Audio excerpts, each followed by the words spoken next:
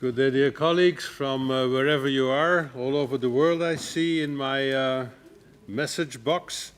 I declare the meeting of our Standing Committee open. We have a very rich agenda today, which includes an exchange of views with our good friend Mr. Miltiadis Vassiviotis, alternate Minister of Foreign Affairs of Greece and Chairman of the Committee of Ministers, and at 3 o'clock with Secretary General of the OECD, Mr. Angel Gurria. I would like to wholeheartedly thank them both for having agreed to join us today. Tomorrow, as a matter of fact, we also have an opportunity to put questions to the Council of Europe's Commissioner for Human Rights, Dunja Mijatovic, on her latest annual activity report. Furthermore, during these 2 days, the Standing Committee will be debating several reports which all have a common thread, namely the COVID-19 pandemic and its impact on democracy and human rights in Europe and beyond. As you know, we will have an introductory comment by the alternate Minister of Foreign Affairs of Greece. Whoever wishes to participate, you've got 1 minute, and we have half an hour for this part of the session. So, without any due delay, I now have the great pleasure to welcome Mr. Miltiadis Vassiviotis, alternate Minister of Foreign Affairs of Greece and Chairman of the Committee of Ministers, who has honored us once more with his presence. Mr. Minister, if you could request to speak, then I can give you the floor.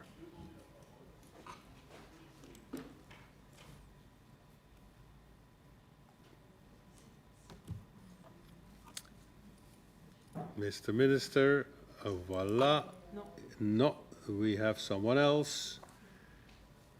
On the bottom right to your screen, request to speak. Please click on the button so we can give you the floor.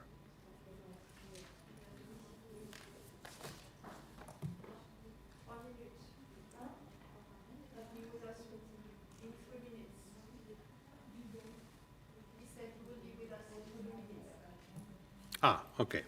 So I got it that we need to wait for a few minutes for Mr. Minister Vassiviotis. Okay, so we will wait for a small second. Maybe in the meantime I can inform each and all of you that, as I told the Bureau this morning, that we will have a number of vice chairs presiding over this meeting as tomorrow and also next week on Thursday and on Friday. We also have, at this time, an enlarged meeting of the Standing Committee, which basically means that not only the members of the Standing Committee are present, but that also each and every member of the Parliamentary Assembly is allowed to be logged in and to take the floor on the substantial debates that we are having. When it is about only procedural matters, obviously it is only the members of the Standing Committee who will be taking the floor because they are the only ones who are allowed to vote. I am waiting now for Mr. Vassiviotis to ask for the floor.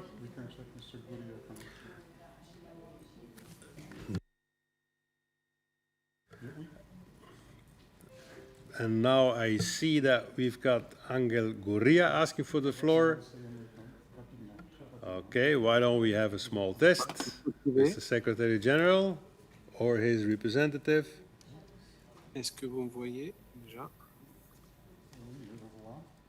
Ok, est-ce que vous m'entendez dans le micro du système? Est-ce que 1, 2, 3? Oh, yeah. We hear you. Est-ce que la commission m'entend? Oui. On vous entend, mais il faut parler plus fort. Ah, ok. Mais voilà, c'est parfait. C'est très bien. C'est merveilleux. Merci beaucoup. Merci beaucoup, parce qu'entre-temps, on a le ministre grec qui attend son tour, je pense. Voilà. Mr. Minister Vassiviotis, we will now push the Secretary General out because it's your go. Voilà, Miltiadis, I'm extremely happy to have you on board again. You have the floor. Yeah, thank you, Rick. Unfortunately, during our chairmanship, it was impossible to meet in person, and this is something that actually has restricted our work and actually restricted our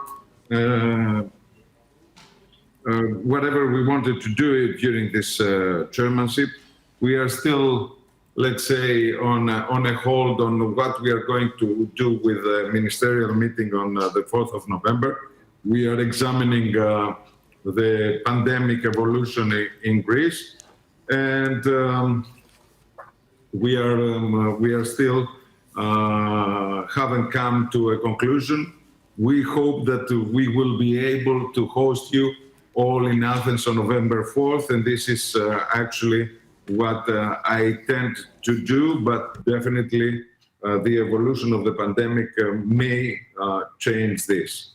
Well, before I start, I would like to make a note of what are the recent developments. And, you know, I know that everybody felt that the past few months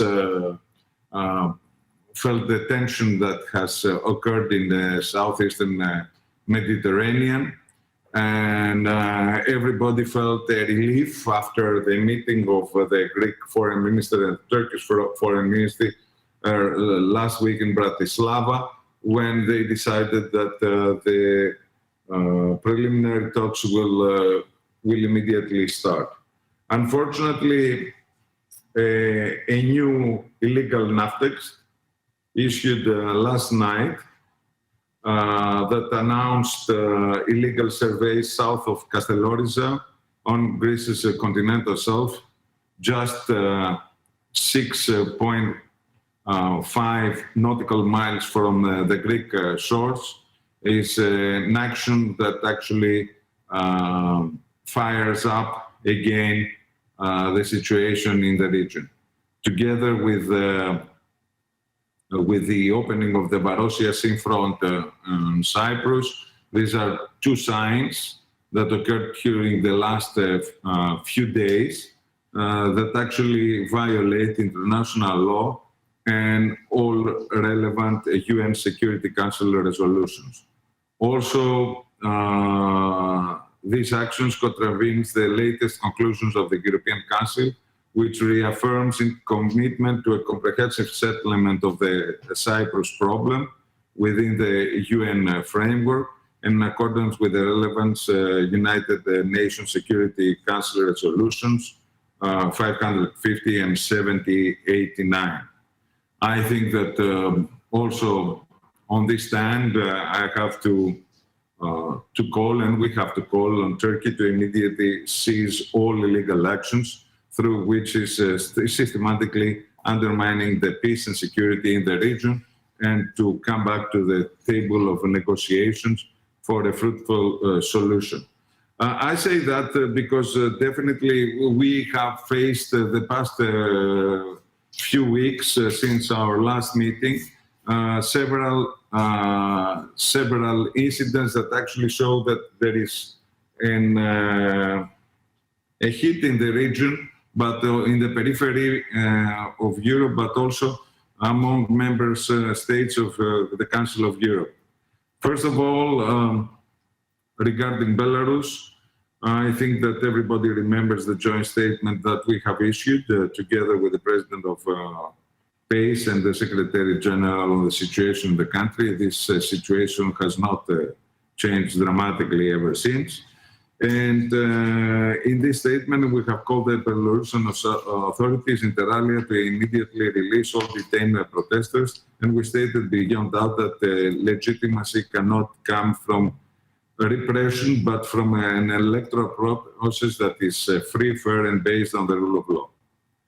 Regarding the Nagorno-Karabakh crisis, we welcome the agreement on the ceasefire, definitely, and we reiterate our commitment to a peaceful solution to the problem, and of course to the implication of the Minsk group once again in order to sort this issue out.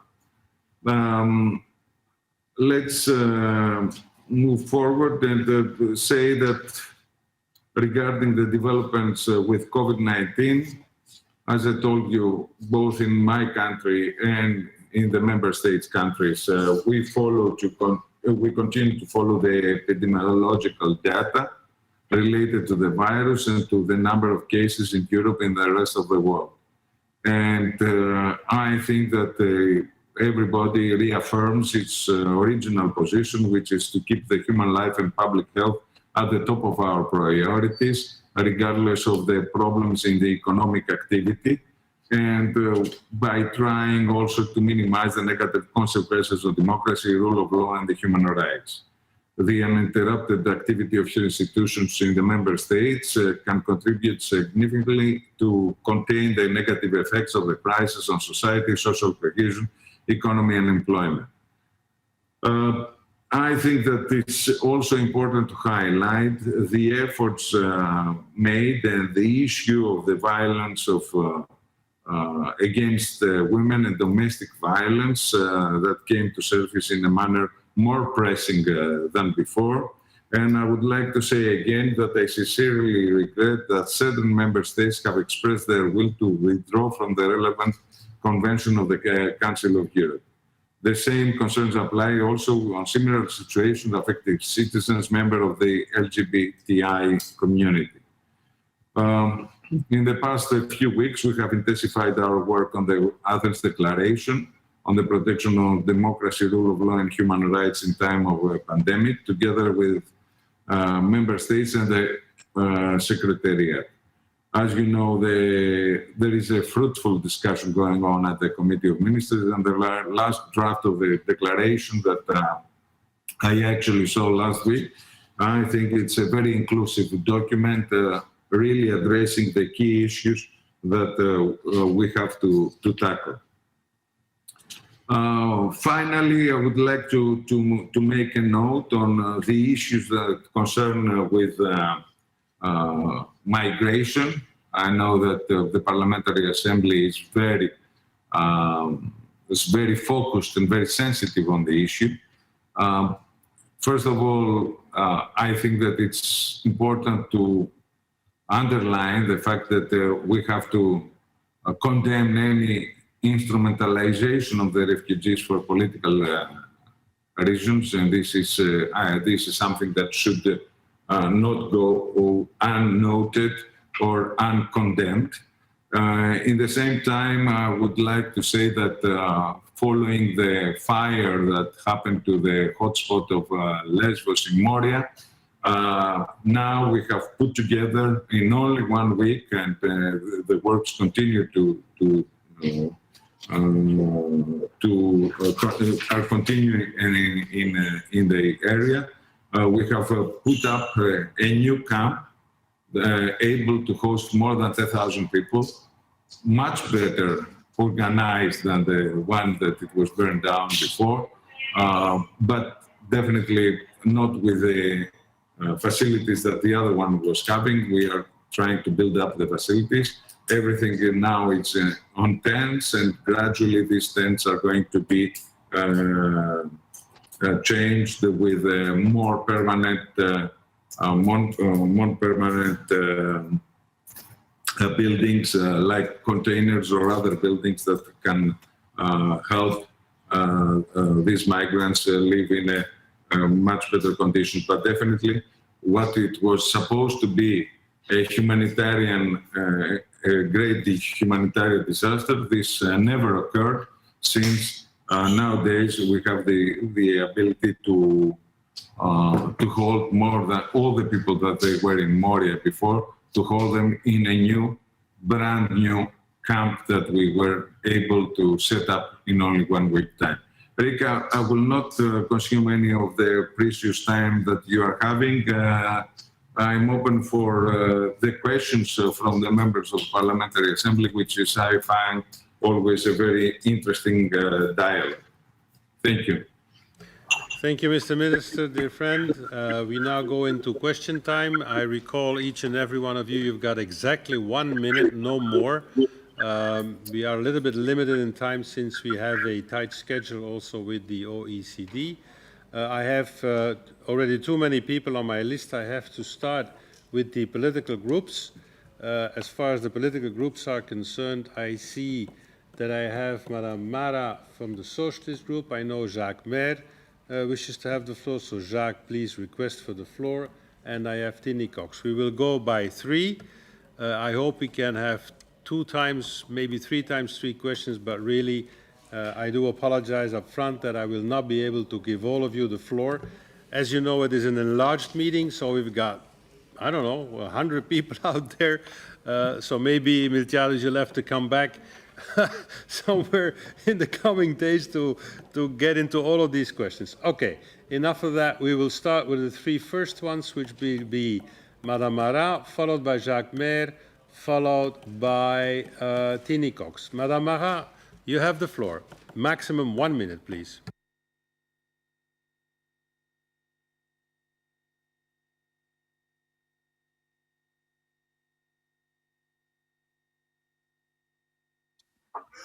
Oui, voilà, bonjour, j'espère que vous m'entendez. Bonjour, Monsieur le Président de l'Assemblée, Monsieur le Président du Comité des ministres. Je reviens sur vos propos concernant Moria et la tragédie des réfugiés en Grèce de manière générale. La Grèce se trouve confrontée à ce qu'a se trouvait confrontée l'Italie, notamment, tous les pays du Sud qui sont concernés par Dublin et leur inégalité de traitement. Vous avez parlé des camps de réfugiés, on savait les conditions un peu indignes de vie des réfugiés dans ces camps. Plusieurs ONG l'ont attesté, plusieurs personnalités. Au Conseil de l'Europe, évidemment, nous parlons sous l'angle de la dignité et des droits de l'homme. Ma question, elle est toute simple. La relocation, la distribution de ces migrants en Union européenne, le temps est long quand on parle à des parlements pour décider. On a vu l'Allemagne qui prend 1000 personnes, mon propre pays, la Suisse, prendrait une vingtaine de mineurs non accompagnés, ce qui est une honte absolue selon moi.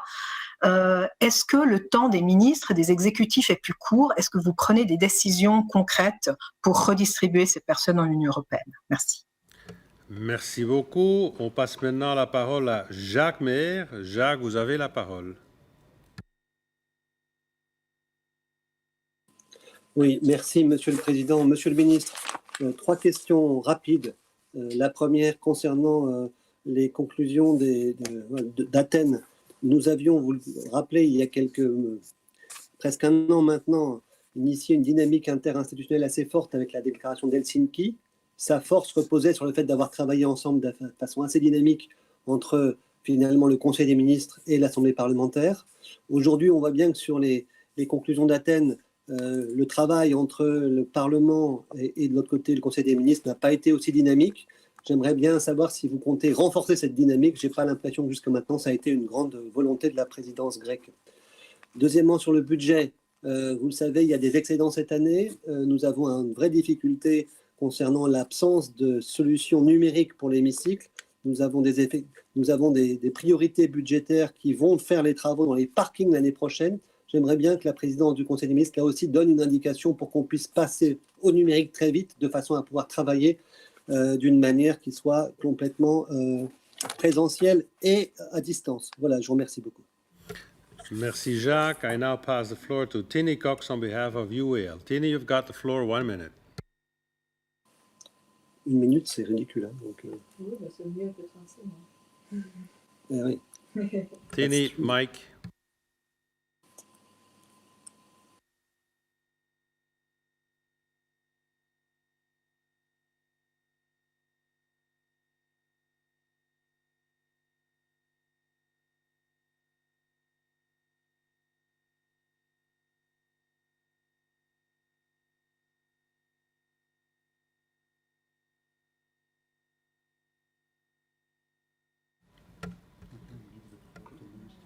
We don't hear you, Tini. I'm sorry. So we will pass the floor now to Minister Varvisiotis for his response to the 2 questions. I do apologize, Tini.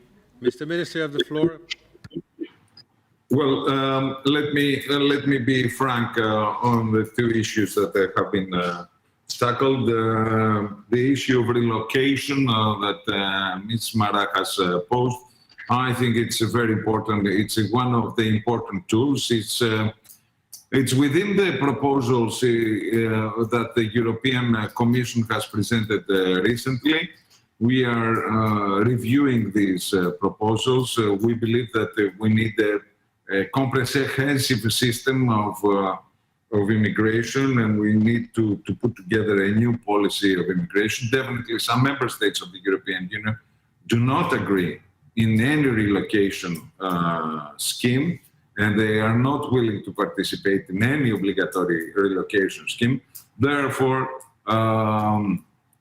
we examine several ways of burden sharing, which is an important step forward in order for European Union to get finally, after years of discussions that brought us to a dead end, to come up with a comprehensive policy that will deal both with the ideal, which is the protection of human life and the people that are in need, and at the same time, the protection of the borders and the security of the people of the citizens of the member states. So I think this is going to be a very heated debate in the next year. I think the Commission proposals are in the right direction, and I think that we have to all work together in order to find the common ground. As regards the budget, you know that everybody knows that the Council of Europe has passed through a very difficult period in terms of budget. The Committee of Ministers adopted the program and budget for the next two-year period, 2020-21, last November. The overall budgetary envelope is based on zero real growth, which is actually limiting the horizon of our institution.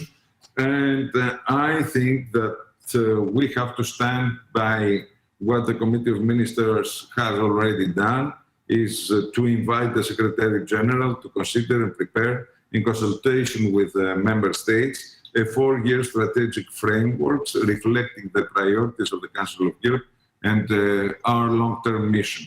In order to deal with that, we have to always take into consideration the constraints that the COVID has put in our economies and the constraints that our budget in the countries have.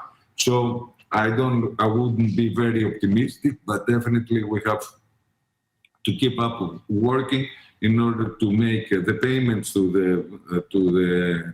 our organization to be prompt, in time, and in full, in order for the organization to keep up.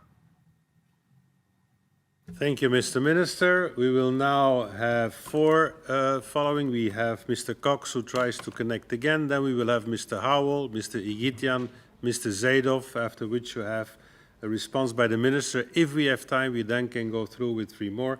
Please restrain in time, because otherwise we won't be able to have all of you. And in any case, it won't be possible. So this will be the maximum if it is possible. Please be brief. Tini, you have the floor. Thank you very much. Can you hear me now, Rick? Yeah.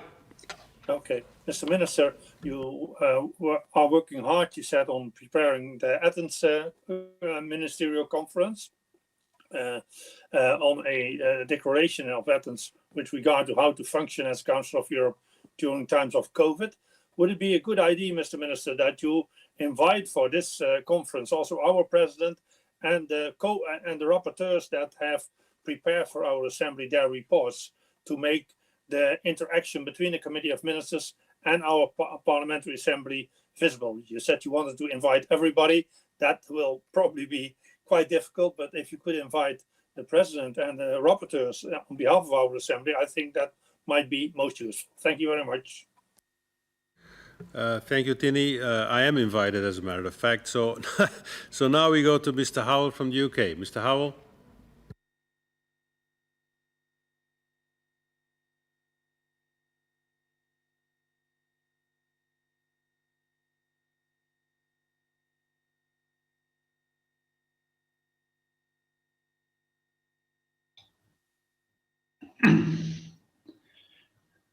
Thank you, Thank you, Minister. You have spoken about the impact of coronavirus. You've also spoken about the specific problems such as Belarus that have come out.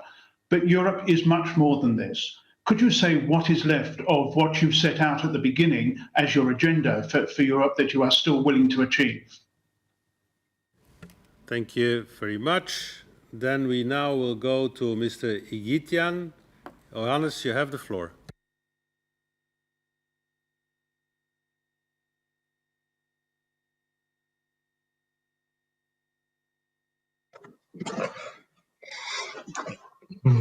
Hello, Mr. Minister. My congratulations to your very clear speech. My question is, we are discussing many regions in PACE, and mostly it's bad role, danger role of Turkey for stability, peace in many regions, Syria, Libya, Mediterranean, and now in Nagorno-Karabakh also. My question to you, both like Minister of Greece and also like Chairman to Committee of Ministers, you have very big experience how work with this danger. So what's your opinion, what we can do, like Council of Europe, like Committee of Ministers, like Parliamentary Assembly to stop this negative role of Turkey in many regions? You was talking about humanitarian ceasefire in Nagorno-Karabakh, but now we see that it stopped because Johannes. Turkey encouraged and inspired Turkey, Azerbaijan to break it. Thank you very much. Thank you very much, Johannes. Now we go to Mr. Zaidov. Samat, you've got the floor. 1 minute, please, and then we can have a brief response from the Minister, allowing us to have 3 more. Samat, you have the floor. 1 minute max. Thank you very much, Mr. President, and I want to express my gratitude to the Minister for his very good presentation. My question is about the tragedy which had happened yesterday.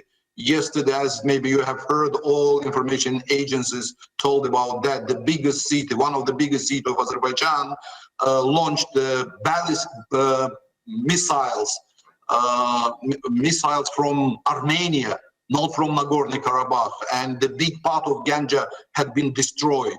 That's a genocide, that's a humanitarian crime which they did after we have signed the peaceful, the agreement, ceasefire agreement with Armenia under the auspices of Russia. What Council of Europe think about these kind of crimes against humanity, which unfortunately Armenia did last night, where we lost 10 kids, women, and more than 50 have been wounded. Thank you.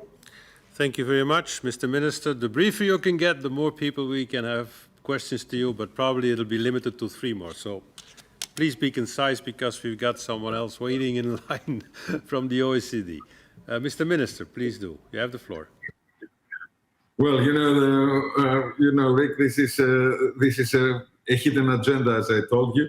Let's say, to put it clear, if we are going to make finally this Athens meeting, this is going to be limited, unfortunately, in number of participants. So although we would like to have a much bigger crowd that coming into Athens and celebrating the 70th anniversary of the Convention on Human Rights and also participating in the deliberations of the ministerial meeting, this would be impossible. Definitely, PACE is going to be represented by you as the president of the body, and we will very much welcome you here. Let me say about our agenda. Our agenda has been a very big agenda. Unfortunately, we were very limited in the events that we can actually put together. A lot of effort has been placed on dealing with COVID, because COVID didn't seem to be a temporary and on a side issue during these 6 months. It was the #1 issue for all the agendas, covering the human rights, covering the minority rights, covering the family issues, covering society, health, economy, democracy. So we tried to highlight the impact of this pandemic and the response to this pandemic in a very comprehensive way. So, in the issue of Turkey, let me say that I'm standing here in front of you as the chairman of the Council of Ministers of the Council of Europe. Our foreign minister, Mr. Dendias, has made a statement today at the Foreign Affairs Council of European Union, and saying that for us, in all the problematic situations in the region, in Nagorno-Karabakh, in Syria, Iraq, Cyprus, Southeastern Mediterranean, Turkey is always involved, and this is a problem. But this is something that I would like to leave it aside from our today's discussion. As regards the Nagorno-Karabakh situation, I understand that the heat of the conflict is really very much. I also convey my condolences to the families of the victims of these assaults, of all the assaults that have occurred the last few weeks. And let me say that we call definitely for the immediate effect of the ceasefire agreed. And we cannot tolerate any more belligerent actions. I think ceasefire should be the number one quest right now. And the second should be to return back to the table of negotiations under the Minsk group of OECD. Thank you. OSCE. No, OECD. Thank you very much, Mr. Minister. I have a straightforward question to you. I've got such a long list still waiting to put questions to you. Do you think that you could, knowing you've got a big heart for pace, do you think you could liberate in the coming days, like tomorrow, next week, like half an hour or an hour of your time to address more questions? Do you think it would be possible in your agenda in order to cater with all our colleagues who still have questions to you? Would that be possible, please? Well, for me, it's okay. If you want me to stay here for another half an hour, I will be glad to answer to the questions. No. My question was different because we need to go to the OECD now. Yeah. But would you have like some time, like maybe on the 22nd or the 23rd in your very busy agenda, obviously, because we've got so many people still wanting to put questions to you. Would that be possible in your agenda? I mean, we can be very flexible on those days. 22nd, 23rd of October, you mean? Yes. Yeah, well, definitely we can do that. We can, let me check, have a quick check. Yeah, it seems that we can do it then. Fantastic, thank you. I know you are a very, very big friend of PACE, so I do apologize to all the colleagues. It's like 10, 12, 15, I don't know, many of them still wanting to ask questions, so we will reschedule you and have you on board again. Thank you very much for that. And by the way, if I can come to Athens, be it by plane, by boat, by car, even with a bicycle, I'll be there. Thank you very much. We will have you... With an air balloon. Or with an air balloon, who knows. Anyway, if it is possible, I definitely will be there. Thank you very much for your flexibility. We will have you on board next week again, and I do invite over all of our colleagues who wanted to put these questions to keep them in their pockets and to get them out again next time. Many, many thanks, Miltiadis. Love you. Really great that you are doing this for PACE. Thank you very much, and see you soon. Bye-bye. Bye. Okay. Okay. Colleagues, it is now my great pleasure to welcome Mr. Angel Gurria, Secretary General of the OECD. As you know, the OECD is closely examining the impact of COVID-19 on areas such as education, jobs, contributes to global action to confront these challenges. I even saw that today there were some statements on multinationals and digitax and all that. Mr. Gurria, I really am very, very glad to have you on board in our meeting. You have the floor.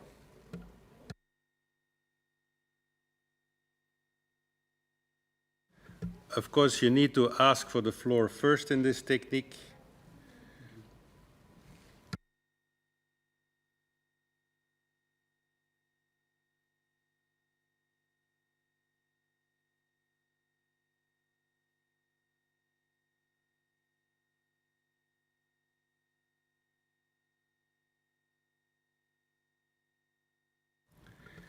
if I may ask Mr. Gurria to request to speak, which is the button to the right of the screen. We tested the system and it worked just a few moments ago.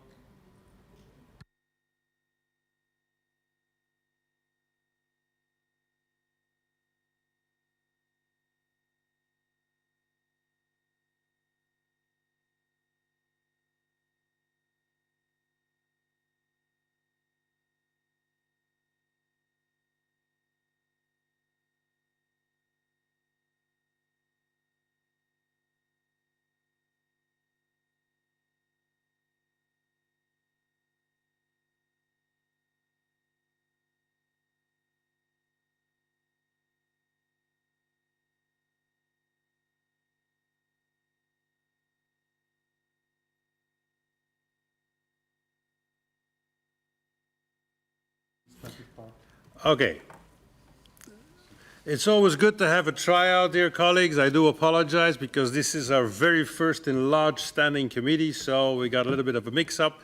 The Secretary General of the OECD will be on board on 4 o'clock, so as soon as possible, I hear. So I do apologize also to Miltiades because now I pushed him out a bit too early. Anyway, let's proceed with the agenda, and once we've got Mr. Gurria on board, we will come back to that. Okay, item from 4 to 10 of our agenda are procedural items. That means that only members of the Standing Committee can take the floor, make observations, any vote needed, that they only can vote. To log in, the members of the Standing Committee have been asked to introduce the word vote in front of their name. I hope this has been done. When you speak, I also would like to ask you to stay in one language, which will facilitate our translators, our interpreters to do so. The documents, as you know, you can find them on the right. In accordance with the Memorandum of Arrangement for the Conduct of Remote Committee Meetings approved by the Bureau on May 7th, a vote shall be valid only if 1/3 of the committee have voted. If you got a technical question, no problem, you can send a message. And as you know, as regards to our debates, the speaking time is limited to 3 minutes, except when it is appel au règlement, as they say, then you have 1 minute. We now go to number 4 of the proposed agenda, examination of new credentials. We have received credentials for new members of the delegations of Croatia and Spain. They are contained in document 1563. Are there any objections to these credentials?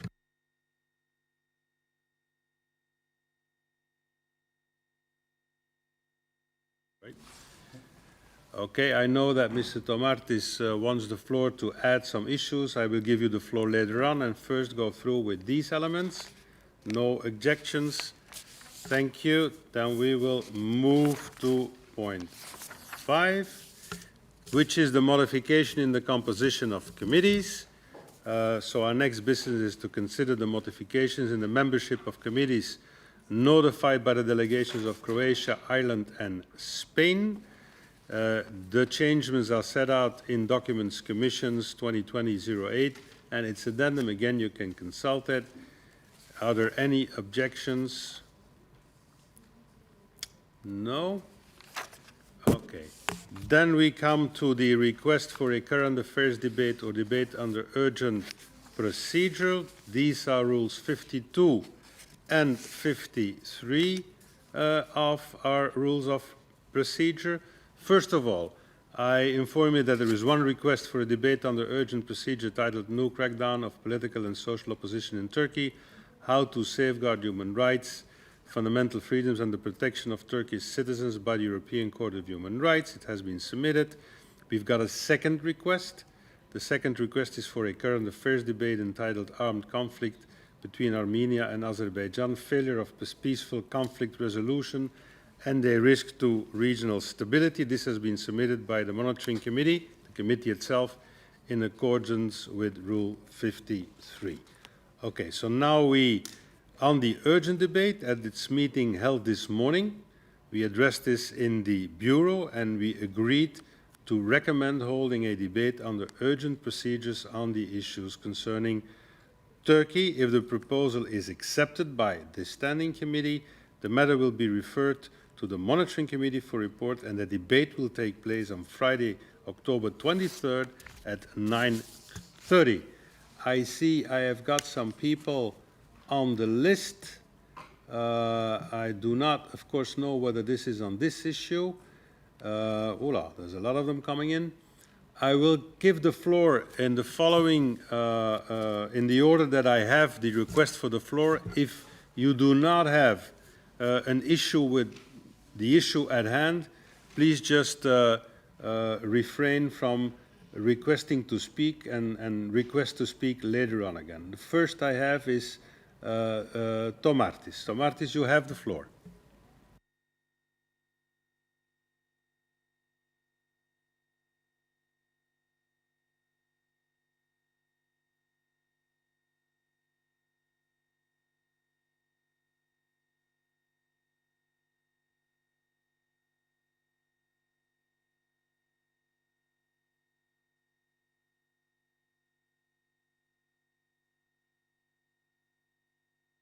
Okay, so he dropped. As may I recall, since we are a little bit in a format of the plenary session, I request there is one colleague who speaks in favor of the urgent debate and one colleague who speaks against, and that will conclude it. And then if a vote is requested, then we can have a vote. I see an enormous amount of people on the list.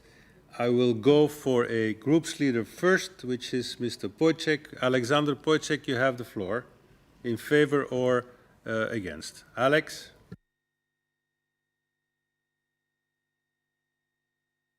Merci beaucoup, Monsieur le Président. Au nom du groupe PPE, je suis tout à fait favorable et je crois que absolument ce sujet, dans les circonstances internationales que nous vivons, c'est vraiment le sujet que nous devons aborder. Je suis tout à fait favorable pour ce débat. Merci beaucoup. Merci, Alexandre. I see that I have Mr. Yildiz requesting the floor. I suppose that Mr. Yildiz from Turkey will have his opinion. Mr. Yildiz, you have the floor.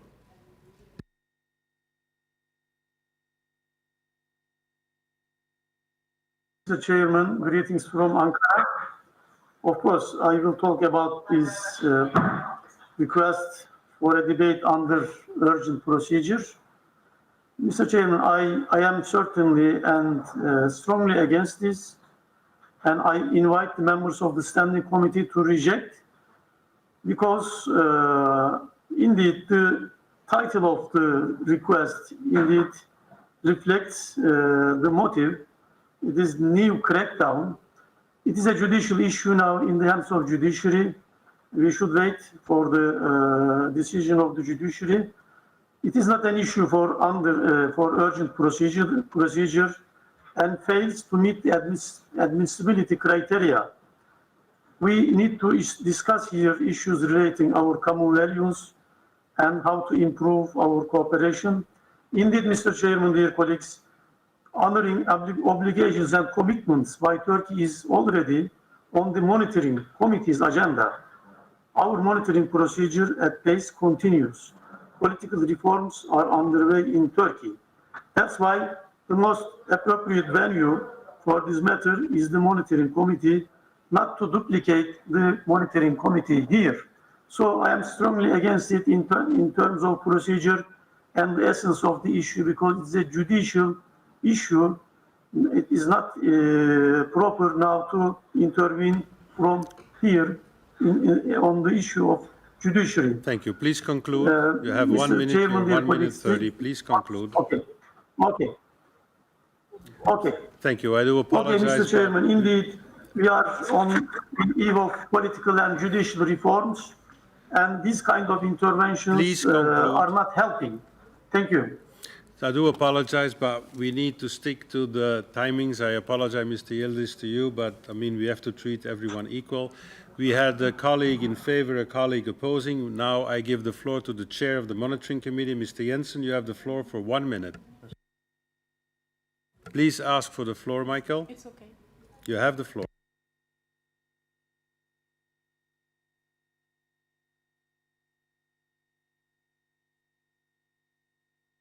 Microphone, Michael. Sorry. Yes, now we're on. On behalf of the Monitoring Committee, I'm actually pushing this proposal forward that we should have a current affairs debate about the conflict between two of our member countries, Armenia and Azerbaijan. I think it's very important that we actually also touch upon sensitive issues that are important, especially in light that this could actually spill over and be a conflict of regional interest. We already see now that countries, for example, like Turkey, are also involved. And therefore, we believe in the Monitoring Committee that it is extremely important that we're actually going to take a discussion about this and also be able probably to come up with some ideas to how to facilitate a peaceful solution to this conflict. Thank you, President. Thank you, Michael. So then we need to decide on this subject. We need to go into the voting procedure. I recall the colleagues that we need a 2/3 majority of the standing committee members, so only the standing committee members can vote. In order to vote, you have to go to the voting ballot point. Mr. Secretary General, just in 30 seconds, explain again, because this is the first one we're going to have. Okay. And Mr. Goria is out there. Just bide with us a few minutes, Mr. Goria, and we will bid you in a second. Wojciech? Very quickly, you have to go to the polls, icon polls on your screen, insert on the right side of the screen, insert from the top. When the vote is open there, you will see the line vote number 01. You will have to click on this line in order to develop the line, and you will see the buttons yes, no, abstention. Please make your choice and then click on submit in order to transmit your vote. And I would like to remind you that only voting members with the voting right in the Standing Committee should take part in this vote. Thank you very much. Now this is clear. Again, in order to be added to the agenda, we need a 2/3 majority of the votes cast, only members of the Standing Committee being able to vote. If you want to have the urgent debate, you vote yes. If you oppose it, you vote no. The vote is open.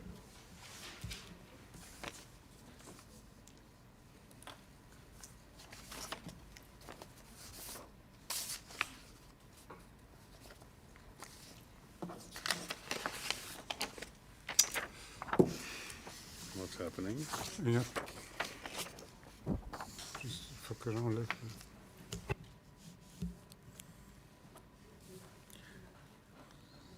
I recall that only members of the Standing Committee are allowed to vote. This is a bit of a trial meeting, so do bide with us.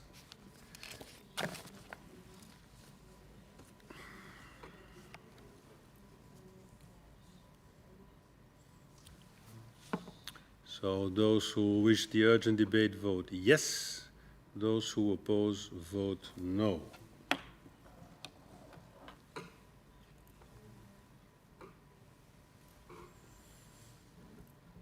Members of the Standing Committee, please cast your vote.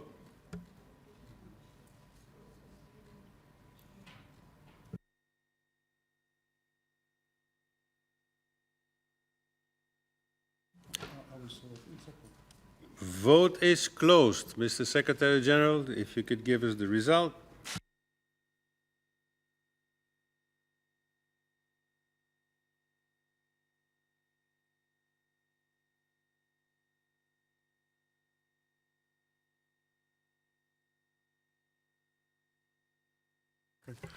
Mr. President, the results are the following.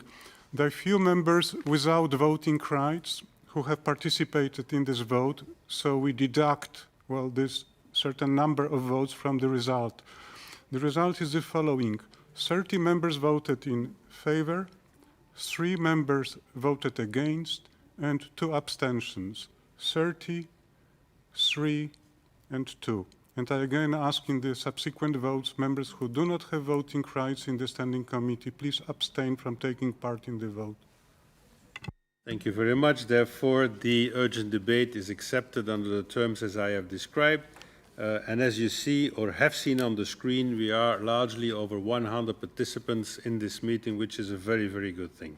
Without any delay, now we go back to the exchange of views with Mr. Angel Gurria, Secretary General of the OECD. We had a little bit of a mix-up with the timing. I do apologize, Mr. Secretary General, but we are extremely happy to have you on board for your declaration.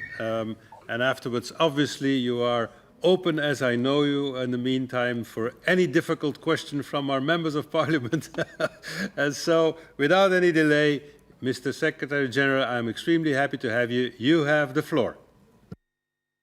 So, Mr. President, distinguished members of parliament, ladies and gentlemen, dear friends, my great pleasure to join you today for this enlarged meeting of the Standing Committee of the Parliamentary Assembly of the Council of Europe.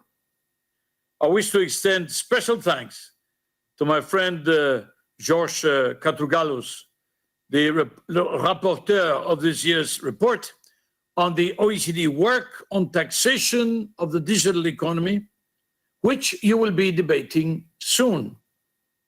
Today I will be focusing my remarks on the 3 issues: digitalization, taxation, and the green recovery. Now, first, however, let me just tell you about the economic outlook. Now, the COVID-19 pandemic has unleashed the worst health, economic, and social crisis of our lifetimes, claiming over 1 million lives. We now expect global GDP to fall by 4.5% this year. And some of the hardest hit G20 economies will see their GDP shrink by as much as 10%. Now, the actions of governments and central banks must continue to focus on a strong recovery. Maintaining a very accommodating macroeconomic policy remains essential. And of course, this means monetary accommodation, fiscal accommodation, and structural change, all the 3 pillars. And please don't stop the stimulus too soon. That's the mistake we made in the crisis of 2008-2009. We should not do it again. There are also some issues that stem out of this. The developing countries, for example, which have less financial space, less financial possibilities to respond, and of course, have weaker institutions.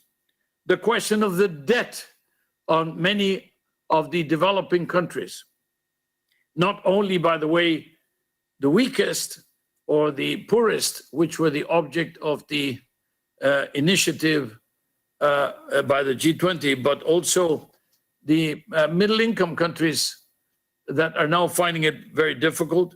And then the question of ODA. Remember, ODA, the Overseas Development Assistance, is only 154 billion officially. And we have thrown trillions and trillions, as much as 11, 12 trillion into the fight against COVID. You can imagine that just a little bit of that, a fraction of that, if you go to the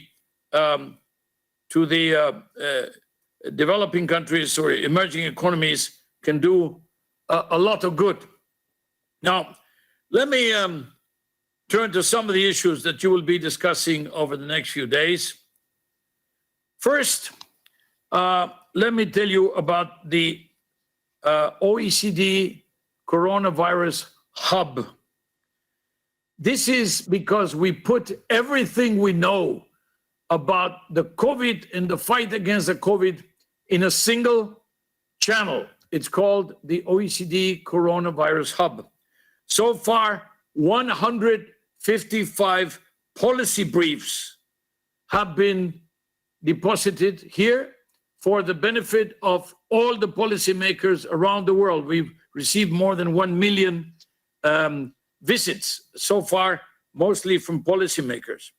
So what we asked our teams was to say, okay, if you do education, it's education and the COVID, and the SMEs and the COVID, tourism and the COVID, taxes and the COVID, health and the COVID, digital and the COVID, gender and the COVID, jobs and the COVID, environment and the COVID, finance and the COVID. So everything we do in every one of our aspects, but related to the COVID crisis, the COVID virus, and the consequences. So we are, please visit the site. I'm sure you will find many of the pieces that we have produced useful for your policy purposes. Now, the question of the issues you've been discussing or will be discussing. The first one is about digitalization. COVID-19 is accelerating an already rapid digitalization transformation. Digital tools have helped many economies and societies avoid a complete standstill, keeping businesses running, children learning, and families connected. Artificial intelligence is playing a key role in every aspect of the crisis and of the crisis response, from detecting and diagnosing the virus to supporting the search for a vaccine. I'm aware that you will be debating no less than 8 reports on artificial intelligence in the coming days. Now, our biggest responsibility as policymakers is to think carefully about how to ensure responsible stewardship of trustworthy artificial intelligence. This is why last year we launched the OECD Artificial Intelligence Principles, the first ever intergovernmental standard to ensure that artificial intelligence systems are designed in a way that respects the rule of law, human rights, democratic values, and diversity. Our AI Policy Observatory is helping countries put these principles into practice. And we're also supporting the Global Partnership on Artificial Intelligence. Now, the G20 adopted OECD's artificial intelligence principles and made them the G20 artificial intelligence principles. So they adopted them and they called them their own, which we were very happy to contribute.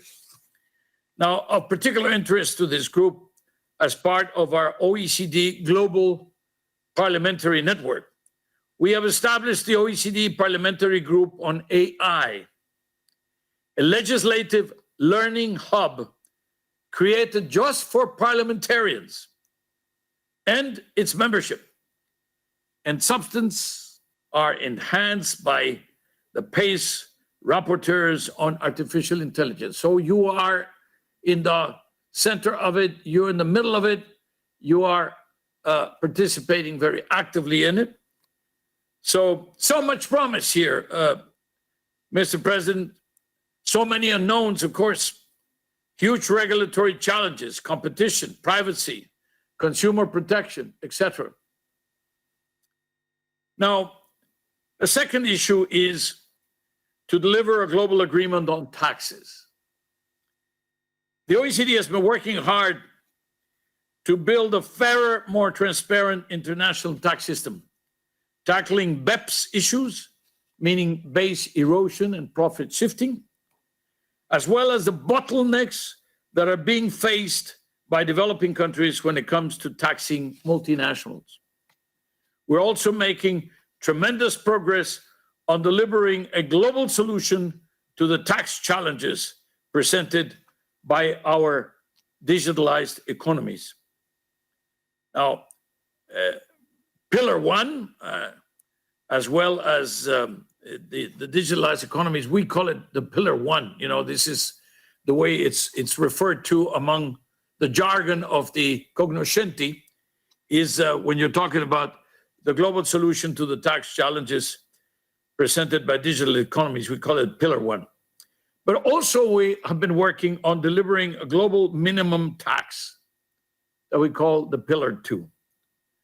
Actually, just a few hours ago, Mr. President, the 137 members of the OECD G20 Inclusive Framework on BEPS, on base erosion and profit shifting, released the blueprints of the two-pillared approach, the blueprint of Pillar 1 and the blueprint of Pillar 2.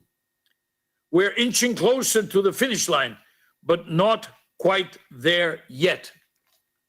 Political differences remain to be bridged, and further technical works have to be finished, but political compromises, therefore, are needed so that a full-fledged consensus can be delivered by mid-2021. Let me say, we are delivering to the ministers today, to ministers of finance and central bank governors. I am presenting this on Wednesday, but at the same time, Mr. President, just to let you know, even when there were disagreements, what was very wise of this 137-member group, 137-country group, is that they decided to put their differences on the side and continue on the technical work. And this is why we have delivered now. Our work on automatic exchange of information is also helping to boost transparency. And this is about taxes, transparency about taxes. In 2019, Mr. President, automatic exchange of information resulted in the exchange of 84 million offshore accounts with a total value of around 10 trillion euros. 84 million bank accounts were made transparent and not made public, by the way. The Turkish accounts went to Turkey, the Mexican accounts went to Mexico, the Italian accounts went to Italy, the Swiss accounts went to Switzerland, the American accounts went to the United States. So each tax authority has the names and the details of the accounts of their own citizens, and that's all they need to know. But they're worth 10 trillion euros. That's about half of the US economy, just to give you an idea. This adds to the over 102 billion euros in additional revenues, which are already identified through voluntary compliance programs in advance of the the automatic exchange of information. Why, Mr. President? Because people know that there is nowhere to hide, nowhere to hide. And therefore, they're going to the authorities to say, can we fix this problem? And then the authorities are having hundreds of thousands, of requests like that all over the world. And of course, they are dealing with it appropriately. Now, last but not least, the recovery is an opportunity to build back the economy in a way that protects the environment, that protects public health, that safeguards people's well-being. And I mean women, the elderly, the young, the children, the unskilled. This means restructuring key sectors towards low emissions, job creation, boosting renewable energy, energy efficiency, ecosystem restoration, and sustainable agriculture. Now, finance also has a critical role to play in support of a green, sustainable recovery. Large flows of private capital will need to be directed to new sectors and to new activities. The rise in environmental, social, and governance investing, the so-called ESG, is a positive development in this respect. But remember, Mr. President, the most important intergenerational responsibility is to protect and preserve our planet for our children and grandchildren. And that means the homework is still there. The homework is not yet done on climate change, on biodiversity. You know, as we speak, millions of vertebrates are becoming extinct. Corals are disappearing. Mangroves are disappearing. Forests are disappearing. The soil is disappearing. Water is being misused or abused. Oceans, you know, the drama of plastic, waste, overfishing, the air we breathe. We're talking about the whole of nature, the whole of our planet. And we need to do this on a multilateral basis. How else can we deal with trade, with investment, with migration, with climate or biodiversity, with pandemics? How else can you deal with these issues except they are global in nature? Therefore, we need to deal with them globally. We need to deal with them multilaterally. Otherwise, we will not make a lot of progress. Dear friends, the COVID-19 pandemic is a stark reminder of the transformational changes needed to build back better.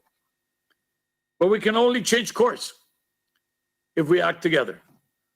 So let's harness the transformative power of collective action to create better policies for better lives.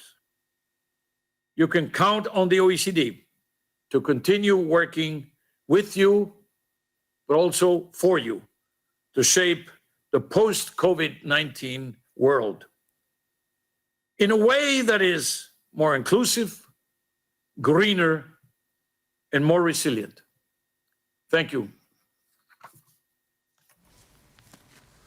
Thank you, Mr. Secretary General, Mr. Gurria, good friend Angel, for the inspiring remarks that you have made. Now we know that your work has made transparent 84 million offshore accounts with a total value of more than 10 trillion US or euros, which is half of the US economy. Wow.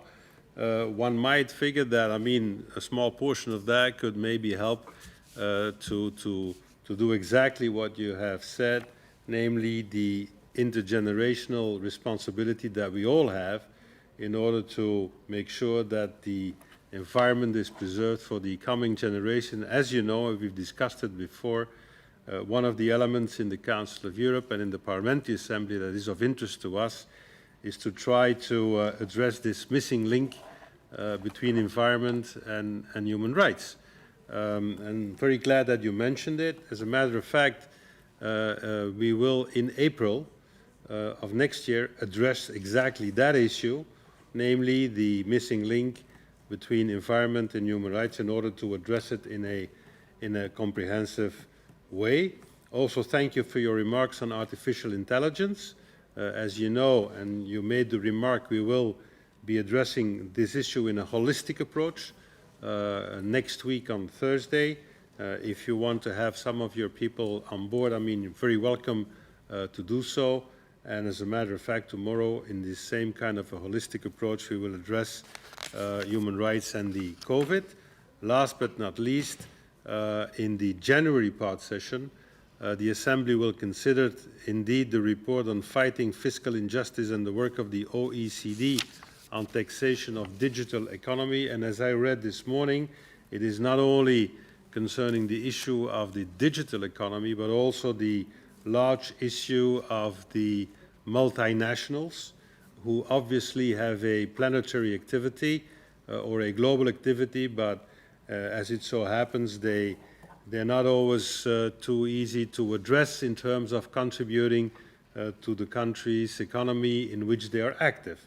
The way you do it, how you do it, to what extent you do it, probably most of us will have a bit of a different opinion, but the fact that any economic activity also has like another side of the coin, meaning the contribution to the society in which they thrive, seems logical that it needs to be addressed. I think that the OECD, under your very capable leadership, is doing great work to this extent, and thank you again for doing all this, and also giving us a little bit of a preview, because you're addressing us on today on Monday, and you're only addressing the ministers on Wednesday.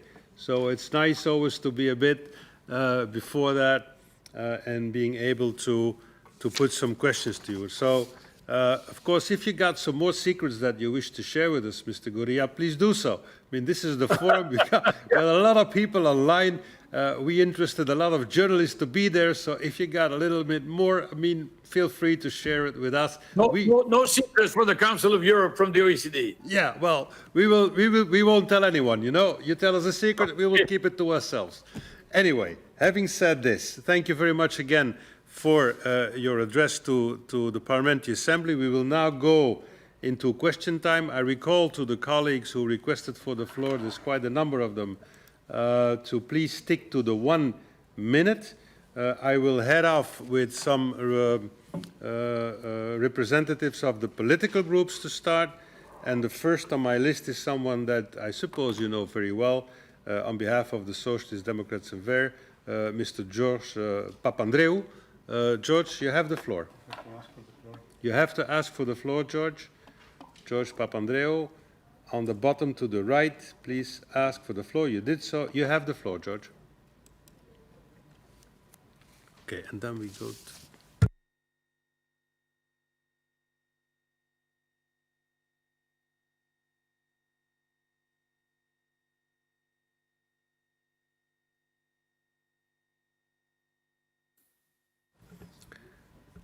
Okay, George, you have to open your video and open your mic. He's on mute.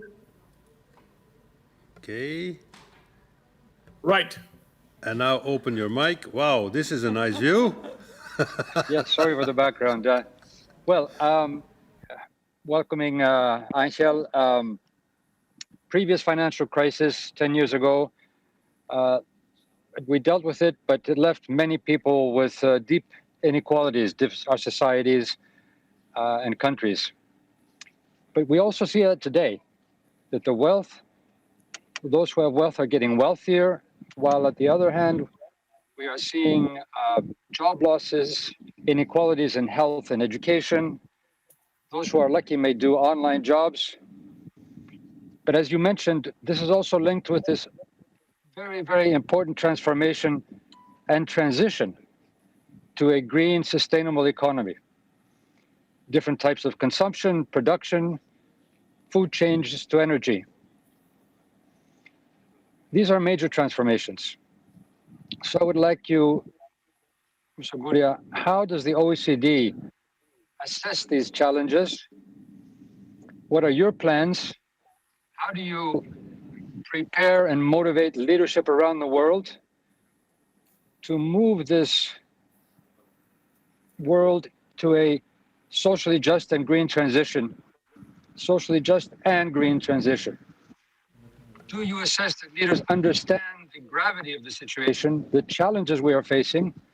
Because if we don't deal with them effectively, we will be seeing more suffering, social conflict, and global conflict. And of course, authoritarianism and demagoguery. Thank you. Thank you very much. Thank you very much, George. Now we go to Mr. George Katrougalos. Mr. Katrougalos, you have the floor.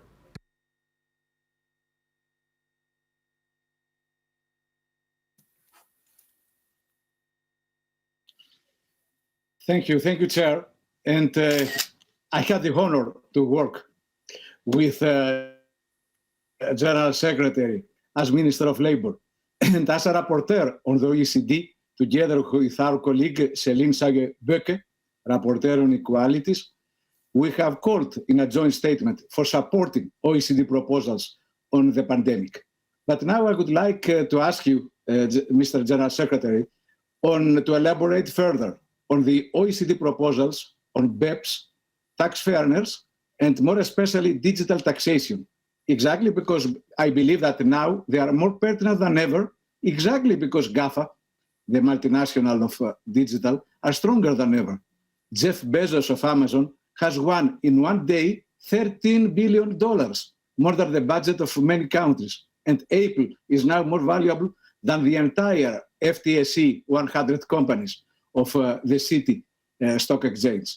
So I would like to ask you what we can do in the Council of Europe to help you forward your proposals. And regarding the United States, are their reticences, their second thoughts permanent, or you hope that after the elections we could have a breakthrough?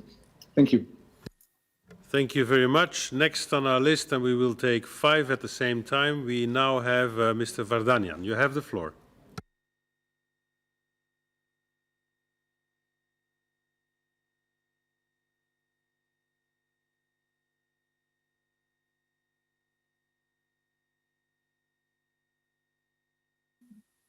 Hi, everybody. I'm Mr. Secretary General. You have touched upon the issue of artificial intelligence, and I understood that your organization is mostly engaged in the economic issues and not discuss the political ones, but the role of APCE to discuss the issues of democracy and human rights. And I would like to ask the following. What are the steps of OECD in limiting the transfer of artificial intelligence technologies to the countries which use them for the weaponry production, which actually transfer finally to the persons who committed internationally wrongful acts, and especially who commits. Can you hear me? Yes. It's because I see the 1 minute, and that's why I decided just to ask. What are you doing? What are your guidelines for this issue? We address the issue of the artificial intelligence and using of this kind of technology since, just a couple of days ago, Prime Minister of Canada decided to suspend selling munitions and technologies to Turkey, taking into account that these munitions are using for committing of internationally wrongful acts. Thank you so much. Thank you. We will now go to Mr. Leite Ramos. Mr. Leite Ramos, you have the floor.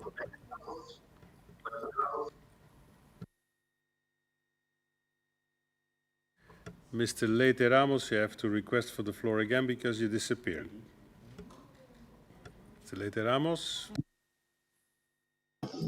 There. Merci, Monsieur le Président, Monsieur le Secrétaire Général. Vous l'avez dit, merci pour votre intervention. Vous l'avez dit, l'épidémie de la COVID-19 a plongé le monde dans une très grande incertitude.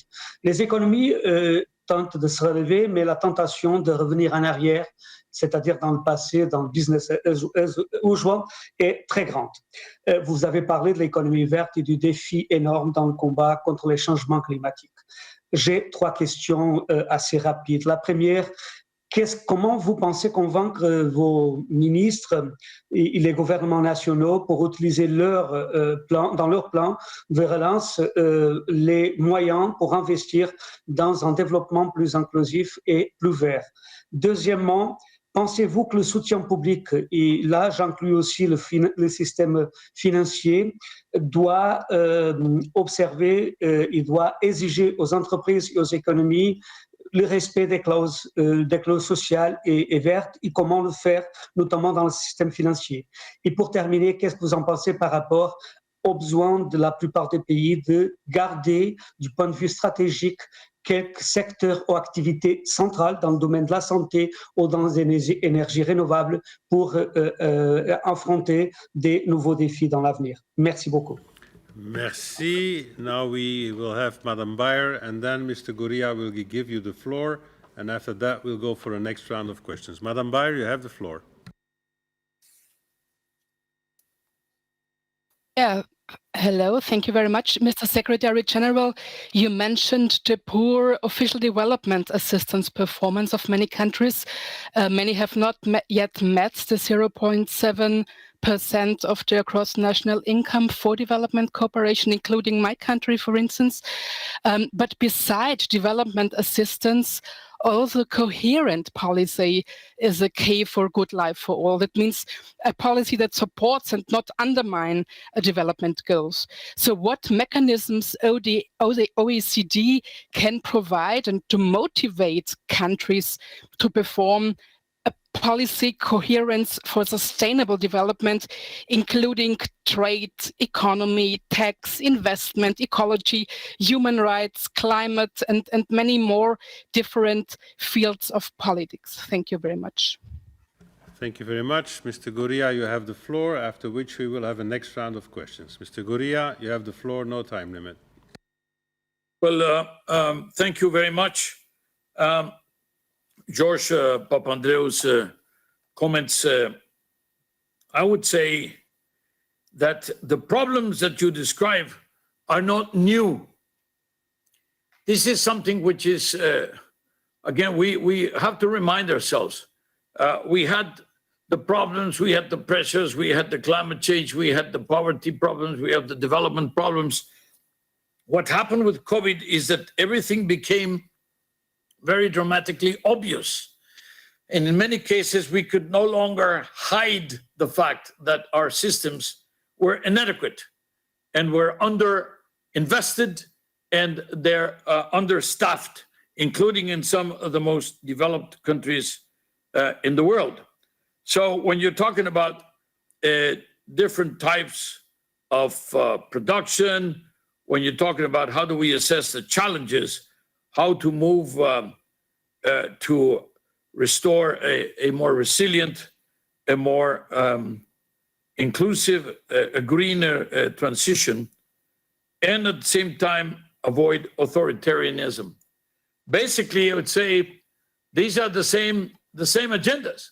The same agendas you were pursuing, by the way, in the Parliamentary Assembly in the Council of Europe, because they all have to do, the bottom line is they all have to do with well-being, with the individual, with the men, the women, the children. It's about the people, and it's about well-being that we're talking about. Now, what happens with the COVID is there's an acceleration of the realization. There's also a certain brutality, because not only is this a very contagious problem, but it's the single most global phenomenon that we have found, and that includes 100 years, because for whatever little we know about 100 years ago in another pandemic, it was more localized than it is today, simply because of the movement and the travel, etc. So clearly, the question is to, when we're talking about building back better, you're talking about investing more on infrastructure that is greener, investing more on infrastructure that takes care more of social justice, investing more on policies that will train the unemployed, those skills, because the problem is that this time around, we are having the greatest impact on the unskilled, whereas in the crisis of 2008, 2009, the big impact was on the middle skilled. The other big difference here is that in 2008, 2009, we knew how much it cost to save General Motors, or to save Ford Motor Company, or to save the creditors of Lehman Brothers, because we had decided the Lehman Brothers was not going to be saved, but then the creditors of Lehman Brothers were saved, and we knew how much that cost. And it was a big decision to see whether you wanted to pay for it or not. Once you did, you paid for it, and that was it. The problem is that we don't know when this stops. As we speak, there's a second wave, or the end of the first wave, or whatever it is. that you know, the number of waves, but it's flaring up. It's growing in practically all of Europe, including the countries that already thought that they had it beat, that they had it. And therefore, the question of preparing better, and then the question of this false dilemma, as I mentioned. They're saying, well, should we fight for our health and our lives, or should we fight for our livelihood, which means the economy? That is a false dilemma. We have to fight against the virus with everything we have in order to beat it, in order to kill it, in order to find the vaccine or the medicine, and therefore stop the growing costs of the consequences of the pandemic. So there you are, in terms of education, in terms of skills, in terms of health, in terms of the quality of work, in terms of green. So you're talking about new types of productions that will be respectful of these different angles. Let me now just comment on the final thought about authoritarianism. Many countries are using the excuse of the COVID-19 in order to deny to their citizens their inherent rights, and therefore there are some authoritarian streaks that are being identified or perceived. And of course, you are the big place for this. We should not let this happen, and we should, of course, denounce this. George Katougalos, thank you for supporting OECD's proposals. Thank you for supporting the proposals involved or implicit in our OECD coronavirus hub. On the BEPS, base erosion, profit shifting, tax fairness, the digital taxes, you're saying the GAFAs or the GAFAM are stronger than ever, and therefore they're going to resist change. Not necessarily. The more enlightened of them are saying that they would like the legal certainty that comes with having an internationally agreed framework for the taxation of the digital activities. Why? Because they're very smart and they know how much they have at stake. And they know that after the COVID-19 crisis, after the post-COVID, the countries are going to be in dire need of resources. And where are they going to go? They're going to go to those companies that made a lot of money during the crisis or made even more money because of the crisis. And they are going to try to get as much as they can from them. And it's going to be from many of these companies that are increasingly setting the pace for the digital economy. Therefore, I would suggest to you that today there's a lot more support among the private sector and among even the digital businesses for a negotiated multilateral solution than there is for a just leave it alone and let's see what happens position. Now, let me also say the following. The alternative to no agreement around the OECD proposals on Pillar 1 and Pillar 2 on the digital economy, etc., is a multiplication of many, many countries, dozens of countries going it alone, giving in to the political imperative of taxing the digital economy, and then facing retaliation by other countries who will feel that this is against their own companies, And therefore, when you're talking about a European country, then because tariffs will go in the field of trade, and trade is not for every country, but the European Commission, the 28 are involved, and it will be a mess. The last thing you want in today's world is to have a revival of the trade tensions that cost us already, even before COVID, a lot of growth, a lot of well-being, and a lot of jobs, a lot of investment. So basically, yes, I believe that the US are going to be, actually, the US are among the 137 countries that have been working with us.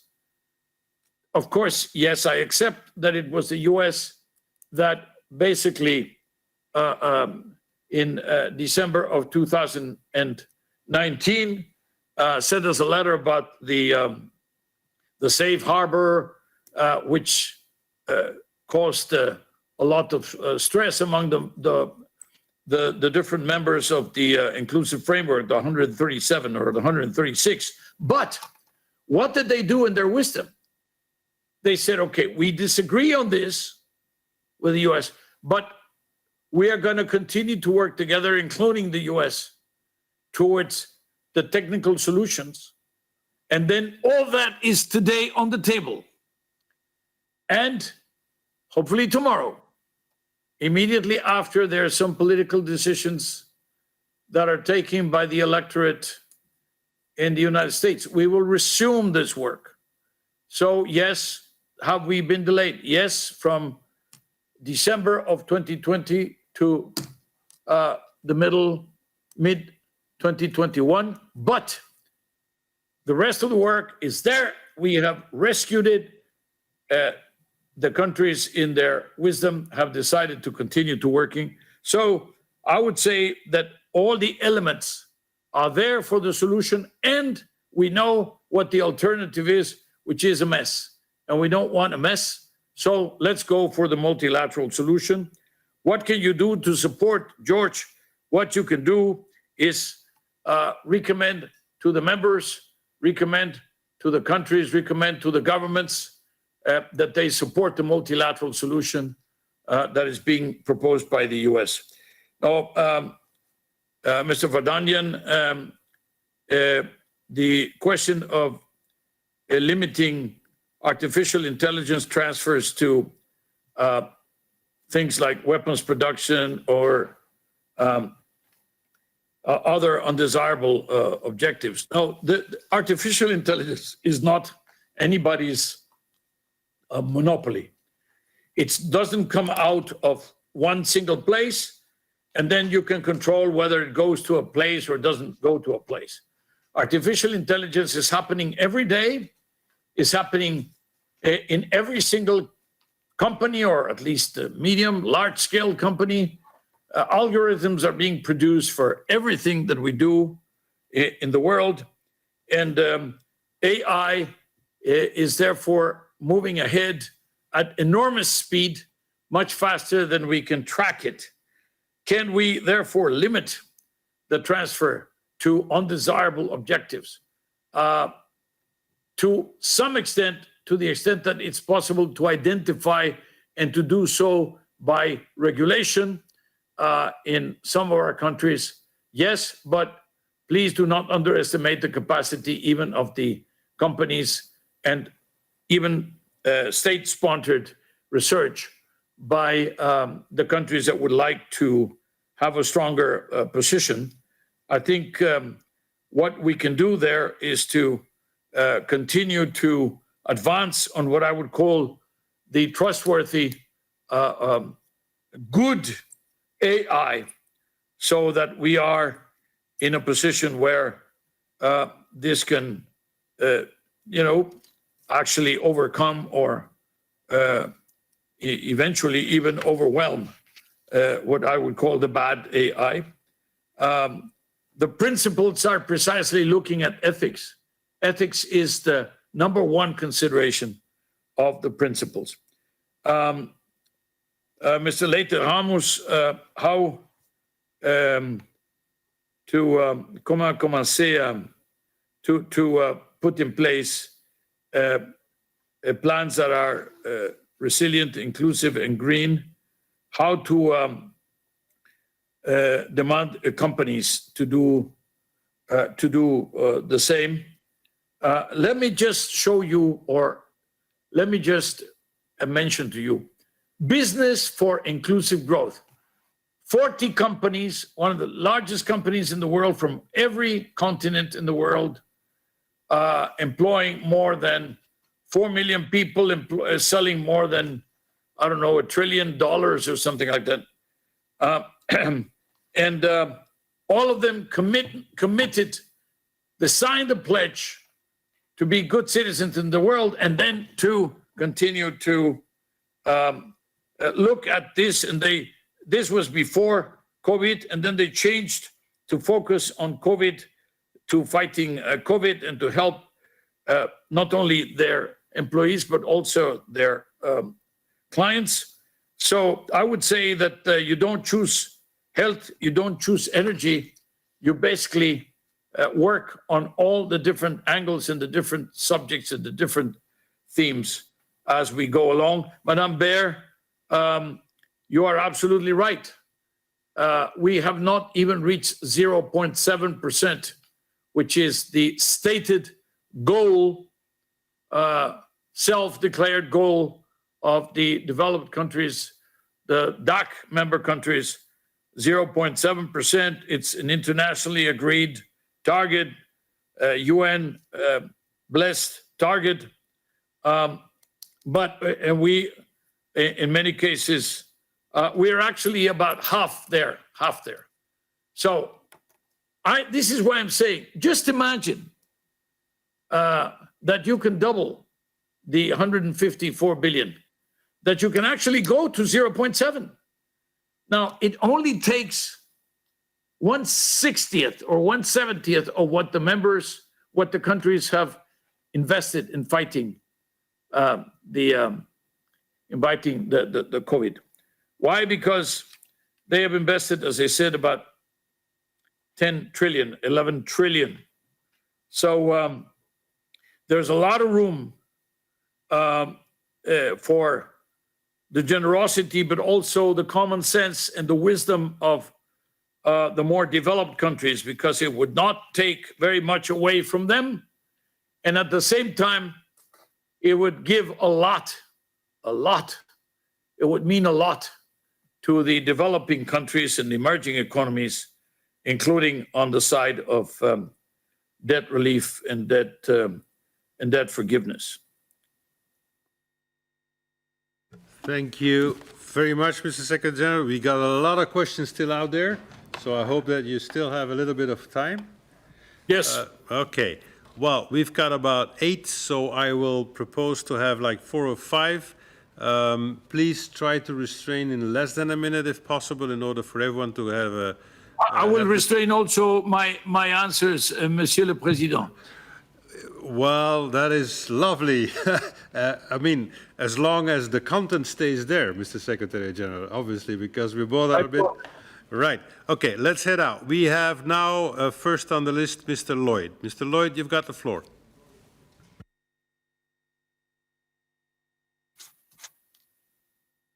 Mr. President, and thank you, Mr. Gurria, for your remarks.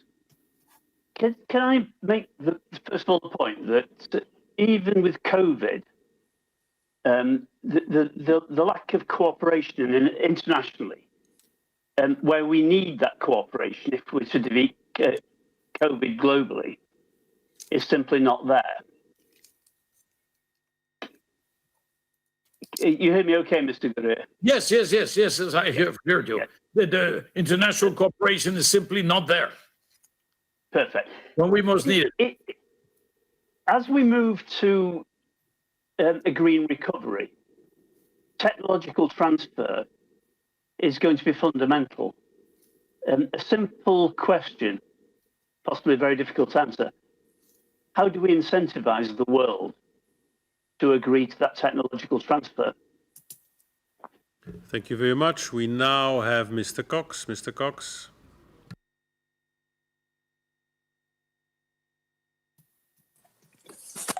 Thank you very much, Mr. Gurria. It has been a pleasure to see you time and again in the past 15 years in our assembly. Always open to address issues and to work together with our assembly. For example, on the issue of growth and inequality, I recall the fruitful discussions that we had. Now we are leaving OECD, so we will miss you in the future. So I think it's time also on behalf of the colleagues in the Assembly to say thank you very much. I think under your leadership, the organization, the OECD, has developed quite significantly. 15 years ago, you could not call the OECD a radical organization. You still cannot call that today. But nevertheless, last year in one of your conferences on averting sustainable collapse, you said, Mr. Secretary General, and I quote you now, we need to completely overhaul our economic thinking and the policy advice that follows from it. Could you perhaps elaborate a bit on this conclusion of you and the OECD that you do not have to be a radical and you still can be a very realistic person to come to this very radical conclusion? And once again, Mr. Secretary General, thank you very much for the fruitful and most interesting debates that we had in the past 15 years. It was my pleasure. Thank you, Mr. Cox, but you never know that maybe when Angel goes away from OECD, we can hire him, right? I mean, just a suggestion. Okay, let's go. That was not an offer yet, okay? So now we go to Mrs. Bienrolf-Stodir. You've got the floor.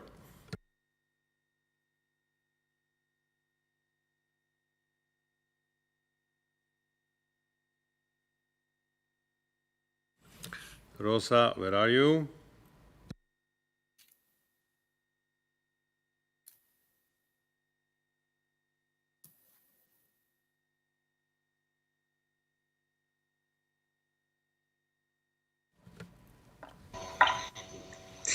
So sorry about this. Thank you so much, Mr. Gurria, for your intervention. And I want to praise you and thank you at the OECD for your excellent focus on the green recovery, greener economy, greener jobs out of this crisis. That's the only way, as you mentioned. As already has been said, the current crisis will hit harder vulnerable groups than the crisis in 2008. Especially immigrants, women and young people and unskilled people, as you mentioned. How optimistic are you that the member states of the OECD and other states will embrace your policy? And how do we fight the risk of increased inequality that is now a huge challenge, as the World Bank's new poverty projection shows, that suggests that in 2021, additional 110 to 150 million people will have fallen into extreme poverty, which is a huge amount of people. So how do you see this engagement of the member states? It's an open question, but I would like to hear your thoughts on that. Thank you so much and good luck in your work. Thank you. We now have Madam Silic.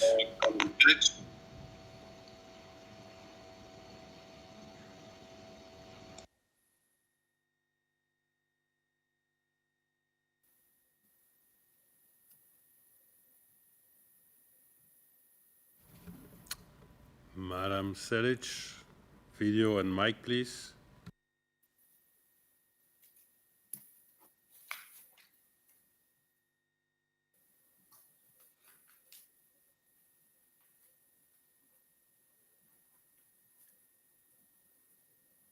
Okay, we will go then to the next one, which is Dame Cheryl Gillian.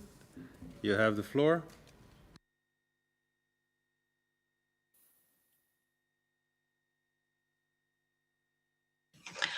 Thank you. Can I thank you, Mr. Gurria, as a former rapporteur on the OECD. I would also like to add to the remarks of my colleague Tini Cox, and thank you for your work. On the political committee, we said early on in this pandemic that democracy must not be sacrificed on the altar of COVID-19, but I still see that as an ever and present danger. I wondered if you saw that also as an ever and present danger, which has still not been taken off the agenda as the temperatures rise in various countries. And I'm delighted to see that you have put the green recovery at the heart of your remarks today. But isn't it a fact that most countries are still dealing with the crisis on a day-to-day basis, and any green recovery is virtually on hold? For example, COP26 has now been delayed by 12 months. I wondered what contribution the OECD would be making to COP26. And lastly, you recommended a shift towards public investment in new forms of growth rather than propping up sectors that might take years to recover. I wondered if you could be more specific about that so that we can understand your thinking. Thank you very much. Thank you, Dame Chair. We now have a second go from Madam Selic from Turkey. Madam Selic, you have the floor.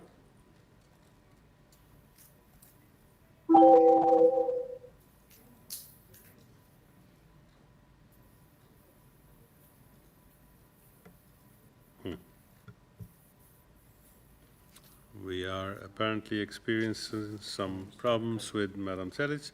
Okay, we will then go to Mr. Eker from Turkey. Mr. Eker, you have the floor.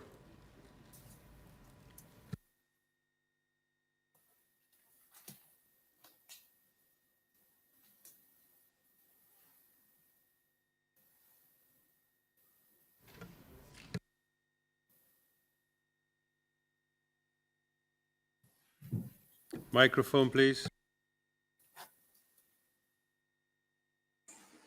Is that okay? Thank you. Okay. Yep. Thank you. Thank you, Chairman, and thank you, Mr. Secretary General, for your presentation. We appreciate the work of OECD on many issues, especially regarding the fight against the COVID-19 in many sectors, such as health, transportation, tourism, and others. I wonder whether would you work on or consider on, if you did not it so far, about the effects on food and agricultural sector. As you know, in LDC countries, in less developed countries, there are around more than 800 million people that are suffering from hunger and malnutrition. So the cooperation is essential, and for the health security, the food security is the essential issue sector. Would you consider to work on that issue, or would you suggest any type of sort of cooperation in any projects to ease the hunger issue and malnutrition issue? Thank you very much. Now we go to Mr. Maniero. Alvise, you have the floor.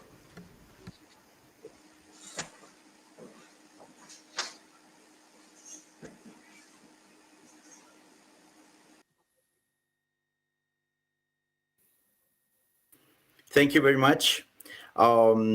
Yes, I'd really like to ask your point of view, Mr. Secretary General, about the opportunity for maybe completely review the pillars of the economic fiscal policy in the European Union, because, of course, in the Council of Europe, we are dealing with rights, but rights to be upheld need resources, and now the Eurozone is not growing. So maybe it's time to look with a different kind of eyes to fiscal compact and the growth and stability pact. I see a continent which is very worried about inflation, but it's not worried about unemployment. And if we now look at the dimension of the monetary intervention by the central banks, we see the Fed in America, the Federal Bank, making more than twice the monetary intervention in Europe, or the Bank of Japan is about 50% more intense with monetary programs. And of course, I'm stating data compared to the dimension of the gross domestic products. So compared with proportion of the respective economies. So I ask you this, maybe it's time to completely turn a new page and change these fundamentals. Thank you very much. Thank you, Alvise. Maintenant, nous allons à Madame Vonner de la France. Madame Vonner, vous avez la parole.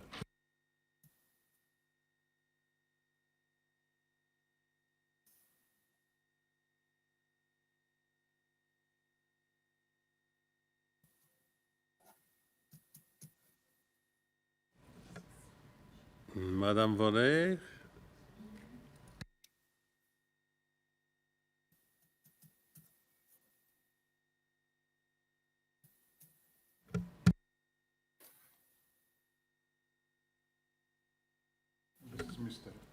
Micro, s'il vous plaît. Micro, s'il vous plaît. Il faut ouvrir le micro, Madame Vonner. Madame Bonnet, unmute, please. Unmute, please. Unmute your microphone. Madame Bonnet, on ne peut pas vous écouter parce que vous avez le micro fermé. Vous avez le micro fermé. Il faut l'ouvrir.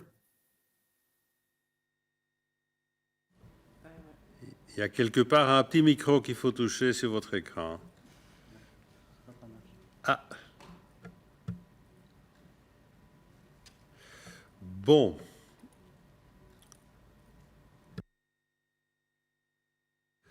Bon, Madame Vonner, on va prendre le prochain et vous reconnecter. On va essayer de régler le problème. So now we have Mr. Altun Yaldis. Mr. Altun Yaldis, you have the floor. Madame Vonner, on vous reprend par après.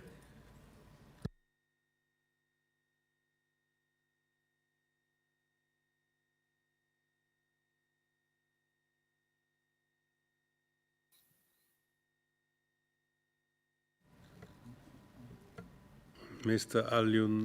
Altun Yaldis, please.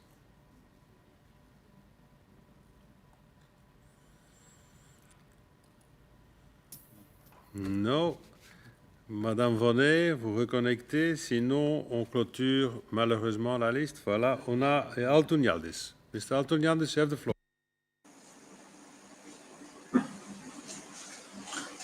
Thank you, Mr. Chair. Do you hear me? Yes. Oh, thank you. And I thank you, Mr. Brea, for his, for your comprehensive presentation and speech.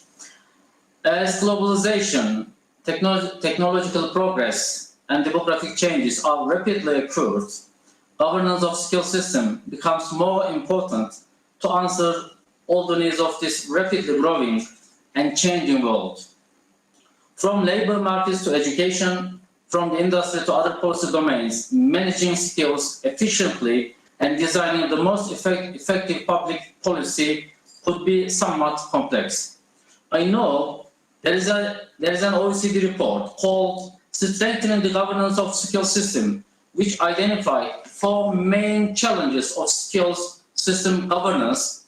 How 6 different example countries, the countries, have responded to one or several of these challenges. Conclude. And besides that, I'm just concluding. What would you think about governance of skills system and these challenges, and how would you link to its artificial intelligence opportunities may be provided? I thank you. Thank you very much. On essaye de nouveau, Madame Vonner. Madame Vonner, vous avez la parole.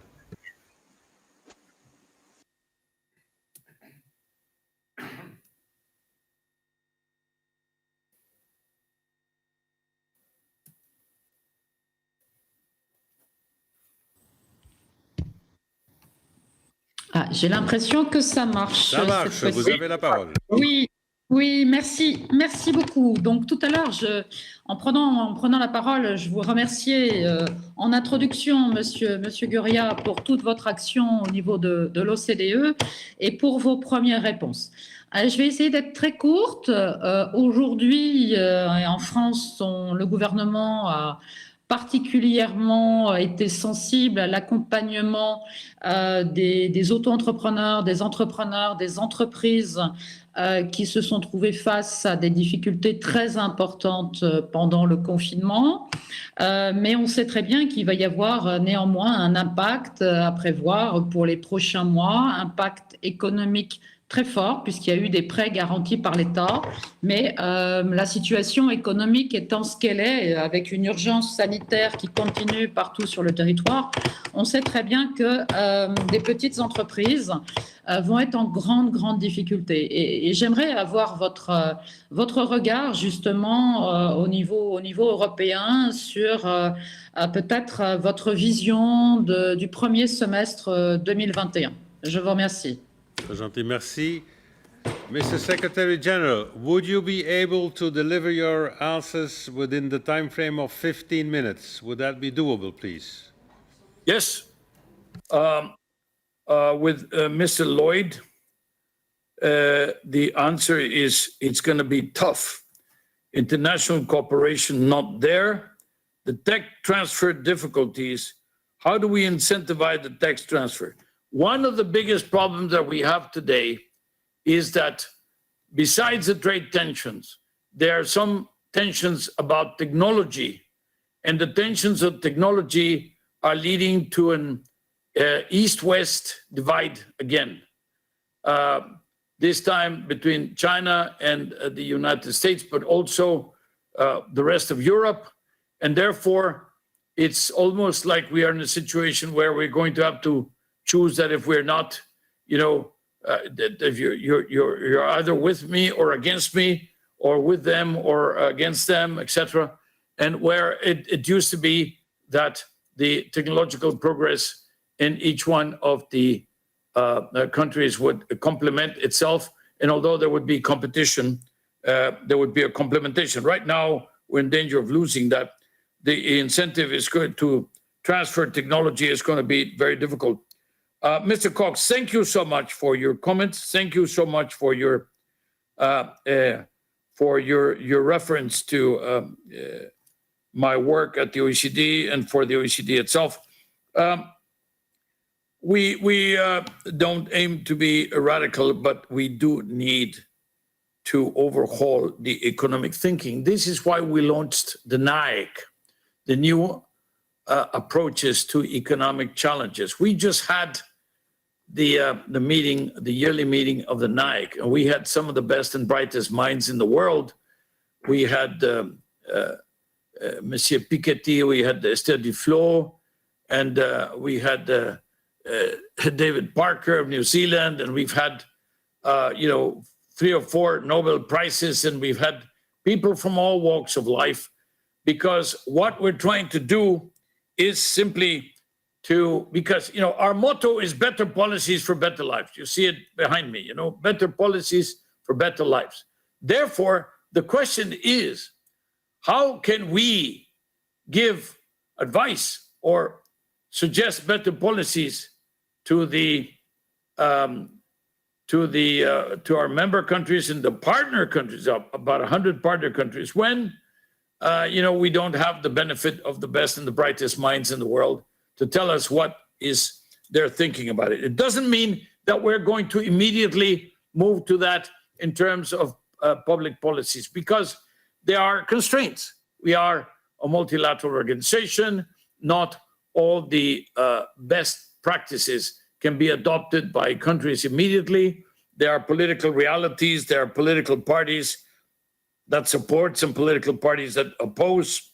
But the new approaches to economic challenges, like the Inclusive Growth Initiative. We've even created very recently the WISE Center.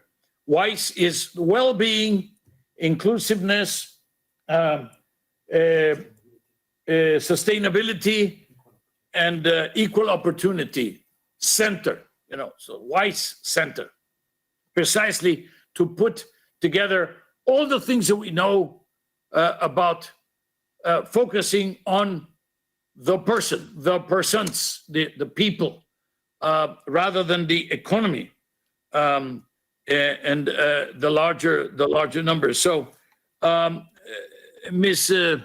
Breinhofsdottir, I hope that went down well in terms of the pronunciation.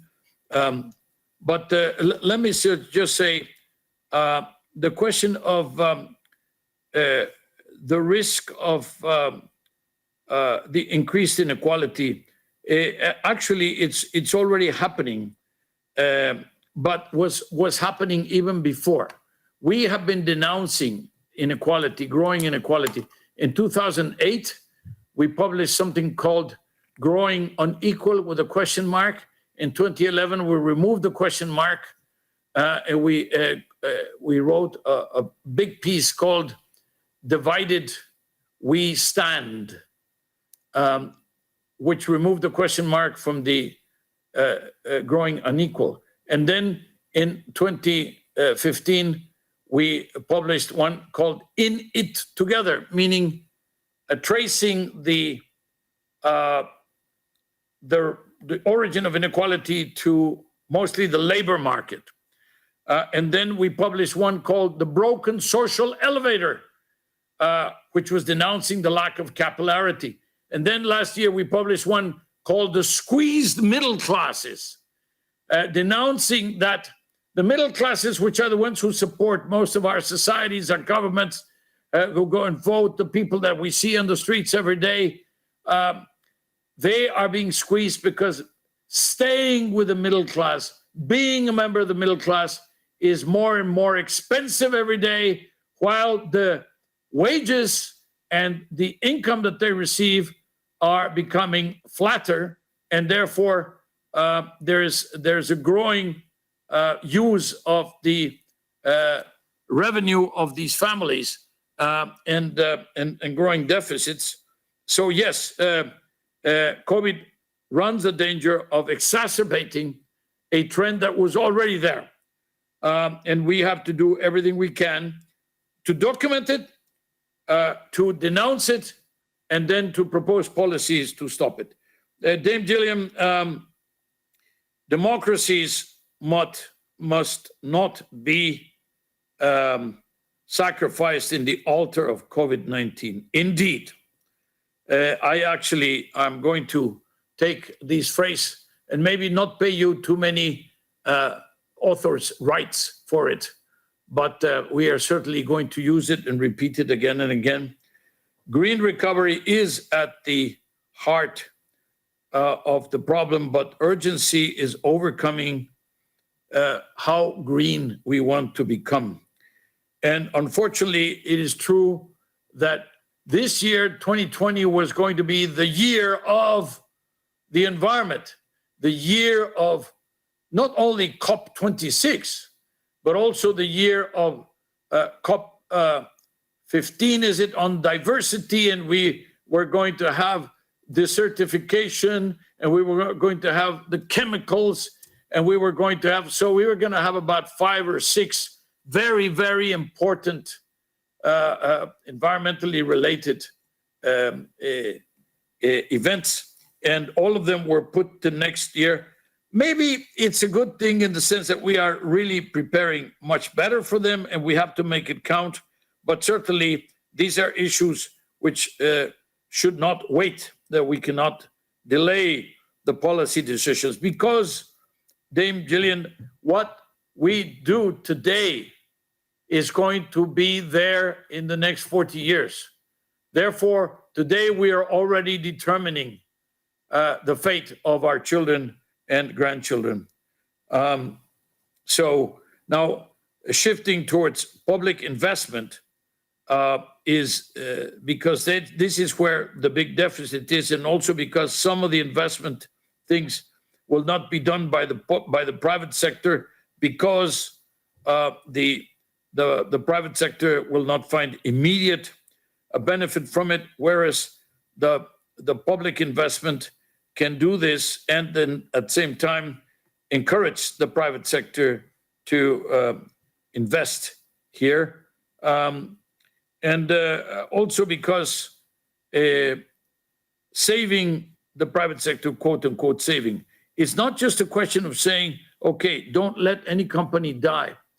Many of these companies, that includes very large companies and including SMEs, millions of SMEs, may not survive the COVID-19 pandemic. Typically, a small and medium enterprise has a few months liquidity. after a few months, without official support, they would go out of business. And this may be happening. And especially you have seen in the United States, they supported the companies and the unemployed, the people, for a few months, but then they have now not agreed, or not yet agreed, hopefully they will, on new package. And this is, of course, having very serious impacts. And you can see it in the curves of unemployment and of the people who are filing for unemployment benefits, etc. Mr. Ecker, the question of, well, I would say, yes, we have the supply side, okay, yes. Is it continuing to produce? Yes, but we have losses in of transport. We have losses in the tourism. We have losses of income. Simply, you know, the question of the demand side of the economy is suffering because there are many people who no longer have jobs, who no longer have revenue, who no longer have income, and therefore are not going to be able to buy things. And if, you know, millions of people are in that situation, then you're going to have problems in every single area of the economy. That happened mostly for tourism and SMEs in the beginning, but it's now generalizing. Mr. Maniero, the opportunity to review the pillars of taxes in the EU. Let me just say, you're saying they are focusing too much on inflation, not enough on growth. I would say that perhaps this is not the case. I would disagree with you that for once, first of all, there isn't an imminent danger of inflationary pressures. The economies are, by definition, under the threshold, and therefore there's a lot of spare capacity. And inflation only happens when you are pushing spare capacity to the limit and when you run out of it. And also you have seen that some countries are doing 10, 15, 20, even 30% of their GDPs. Now, sometimes in the form of guarantees, not always in the form of direct expenditure, but direct expenditure, you're seeing anywhere from 3, 5, 7, up to 10%. So I would say that the countries who can afford it are doing what they must. And frankly, the European Central Bank is also doing very, very important things. And frankly, again, you know, the Fed may be leading, and the Bank of Japan may have started earlier, but the ECB is also doing just unheard of, you know, new approaches like buying debt that is not in a manner that is not proportional to the stakes that each country has, and also by considering the possibility of buying private debt, by buying debt that reduces the spreads, that does not penalize countries, and that allowing for some of the debt to be bought by the central bank, issued by the government, so that it will reduce the spreads and will make it possible for those countries to borrow further in the markets, etc. So I think the central banks are doing whatever they can. I think the central banks are heroes, and that includes the Central Bank of Europe. However, I think that now the governments must follow that the expenditure, the public expenditure must follow. It is following in some cases, not in others. And also that structural change must continue to happen. Mr. Altunyaldis, you mentioned the question of governance and the control skills and the AI. I would say the two are closely related, but not everybody has to be an expert in AI. But everybody has to have some skills that will allow them to defend themselves in a more technology-heavy workplace going forward.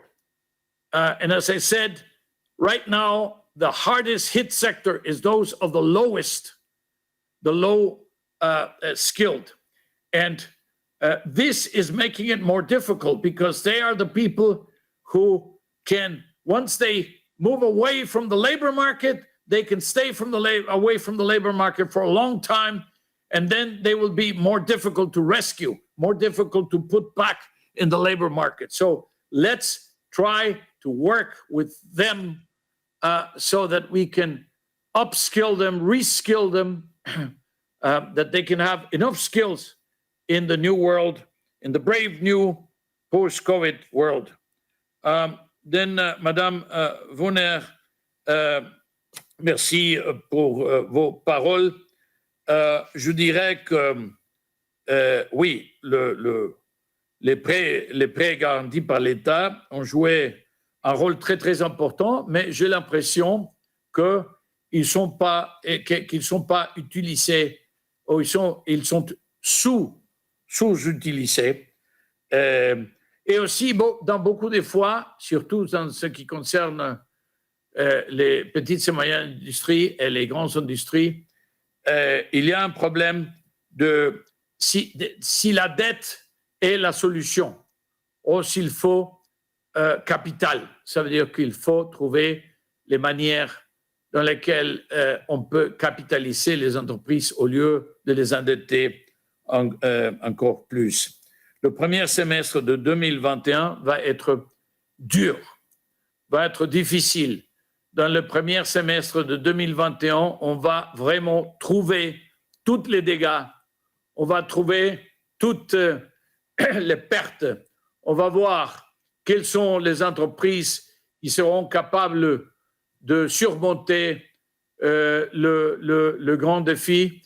Et malheureusement, Madame Vonner, on aura une ambiance de souple ou, disons, modeste croissance. Et même à la fin de 2021, on sera, du point de vue de revenus per capita, etc., au-dessous de la fin de 2019. Parce que la chute de 2020 était brutale, sera brutale, est encore brutale, continue à se développer. Et si nous avons une deuxième vague, comme il semble qu'il pourrait avoir, et on voit des lockdowns, des fermetures d'autres secteurs, il y a déjà des fermetures partielles, et naturellement que l'impact sur l'économie sera plus dur. Et bon, je vois un premier semestre 2021 compliqué. On a pronostiqué, on prévoit un rebondissement de 5% dans le 2021 pour l'économie du monde en général, mais dans l'économie de l'Europe, par exemple, ça va se compliquer si on continue avec la tendance actuelle des infections et aussi la pression sur le système de santé. Merci. Merci beaucoup, Monsieur le Secrétaire Général. Thank you very much, Mr. Secretary General. Muchas gracias. I recall to our colleagues that at the January part session, the Assembly will consider the report on fighting fiscal injustice and the work of the OECD on taxation and digital economy. This is why, Mr. Secretary General, I'm not going to say goodbye to you because I'm going to call on you, if it need be 5 times, 20 times, 100 times, to get you on board still in January, if possible. Obviously, because this is basically what we will be working on together. So I really thank you extremely, very much having you today with us, and I hope that I am able to convince you to again be with us in January. And believe me, my late mother always told me, a no you have, a yes you can get. So I will come after you to get a yes for the January session. Thank you very, very much for today, and hope to see you soon. Count on it, please. Voila, so the yes we got. Thank you very much, and see you again in January, Mr. Ankelouria. Thank you very much. Okay. Let's now continue our meeting. We take back where we left out, namely on the current affairs debate. We dealt with the urgent procedure with the vote. The Bureau also recommended holding today, by the way, a current affairs debate on the armed conflict between Armenia and Azerbaijan. I suppose that there are no objections. If there are any objections, please let us know through asking the floor. I do not see, oops, I see something, voila.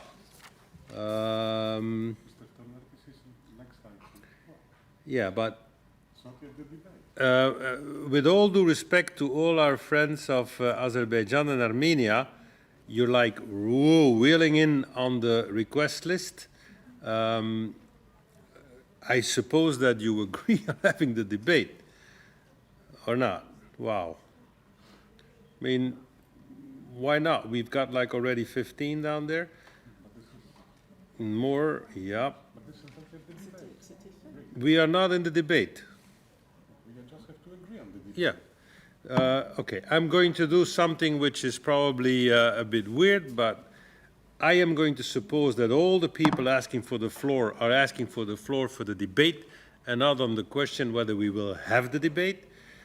So I don't know whether I'm allowed to do so, Mr. Secretary General, to declare the debate to be held. Okay, so under the authority of the Secretary General, this point then is done. So we will have the current affairs debate later on. We will now have all the people in the speakings list to be thrown off, as they say. And once the current affairs debate starts, which will be in about 20 minutes, you all will have the opportunity to ask for the floor again. I do apologize for being a little bit short on this one, because otherwise this will never end. Okay, then we go to the agenda. We must now adopt the revised agenda for this meeting. We did have Mr. Tomaritis on the agenda, right? Mr. Tomaritis, you have the floor.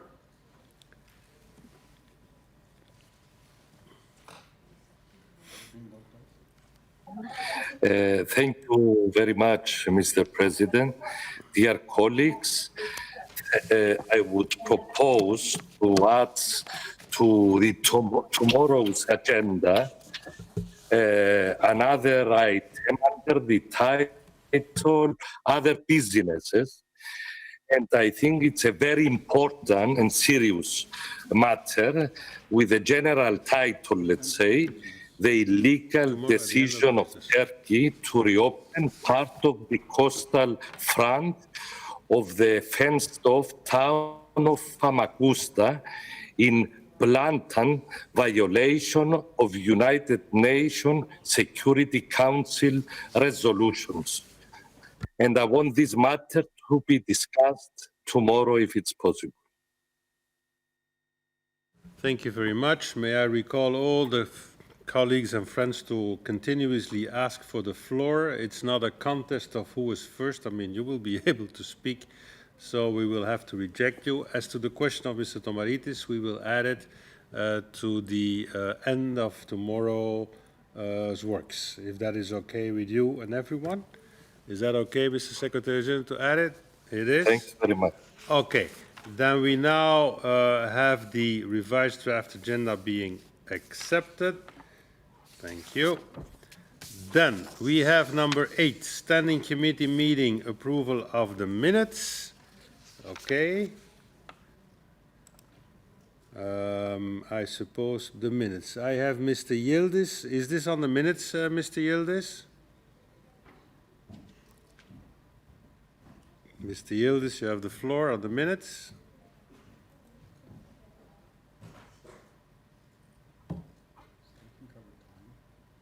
Just a second. Mr. Chairman, I had asked the floor to object the proposal of Greek colleague on the new item on the agenda. It is not necessary. It is an issue of bilateral nature between Greek and Turkish sacred sites in Cyprus. It shouldn't be included in the agenda.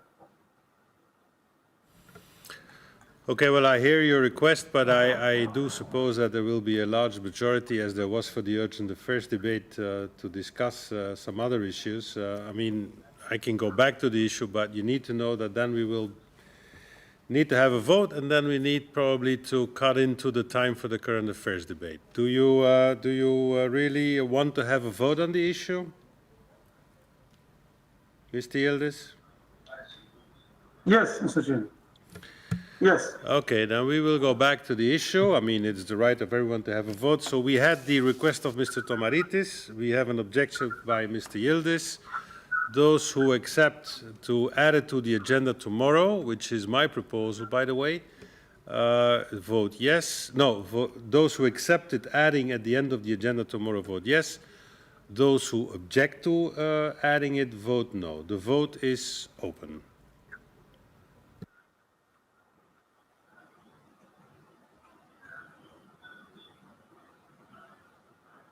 Just a second, we have to open the vote. The vote is open.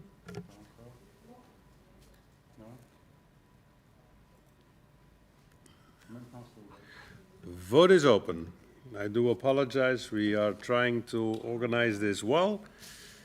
As again, you know, this is our first enlarged standing committee, so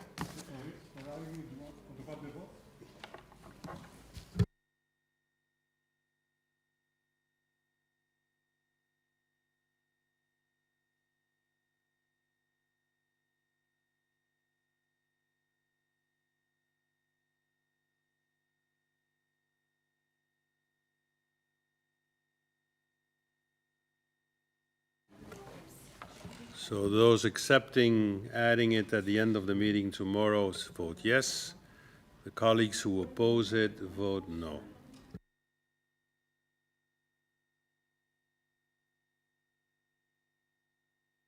Vote is closed. Mr. Secretary General, may I have the result, please?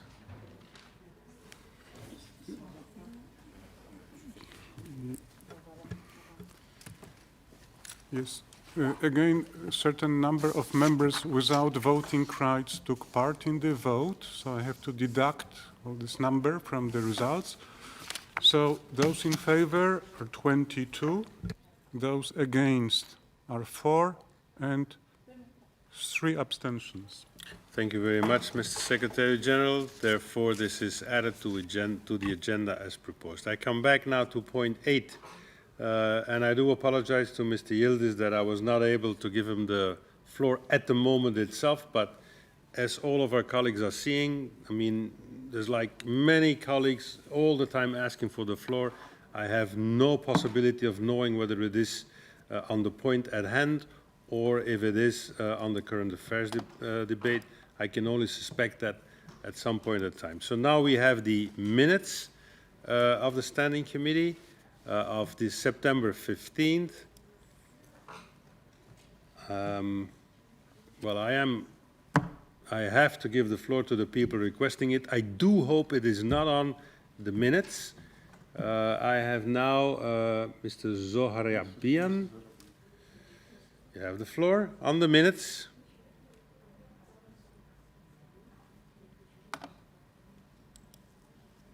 Moi n'est pas concernant le protocole. Ma parole sera concernant merci beaucoup. Le deuxième. Merci beaucoup. Je voudrais bien demander à tous les collègues maintenant de demander la parole sur le point que nous sommes en train de traiter. Can I please ask every colleague, I can understand all the feelings and the excitement, but please only ask the floor at the point at hand. This is really disturbing the good functioning of our meeting. Merci, thank you. So then the minutes are approved. Now we go to point 9, dates of the Assembly part sessions. Mr. Secretary General, would you please get everyone off the list of speakers at this point? Thank you very much. And may I request again only to take the floor on the point at hand. I am going to be severe. If I see people taking the floor not at the point at hand before the current affairs debate, I will put you last on the list. This is very clear. Thank you very much. Point 9, dates of Assembly part sessions. You will find the revised document uploaded. Do we have any comments on this? No, thank you. Reference to the committees, and by the way, I was not angry because you really do not want to see me angry. Number point 10, reference to committees. We have references as it has been proposed by the Bureau. I have Mr. Yildiz of Turkey asking for the floor. Mr. Yildiz, you have the floor.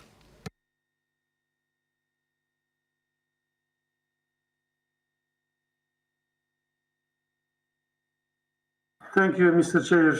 Sorry for taking the floor again, but I see among the documents to be referred to the committees the motion on safeguarding peace and stability in the Eastern Mediterranean.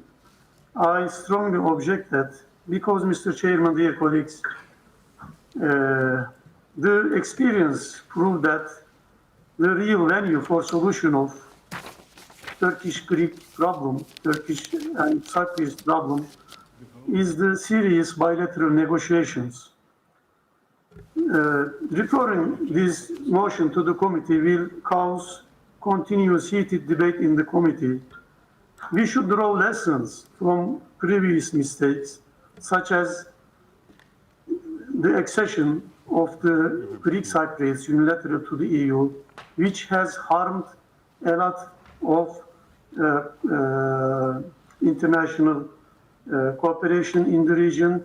It poisoned relations between Turkey and the EU in general, and it encouraged the Greek Cypriots to continue their intransigence of 6 decades.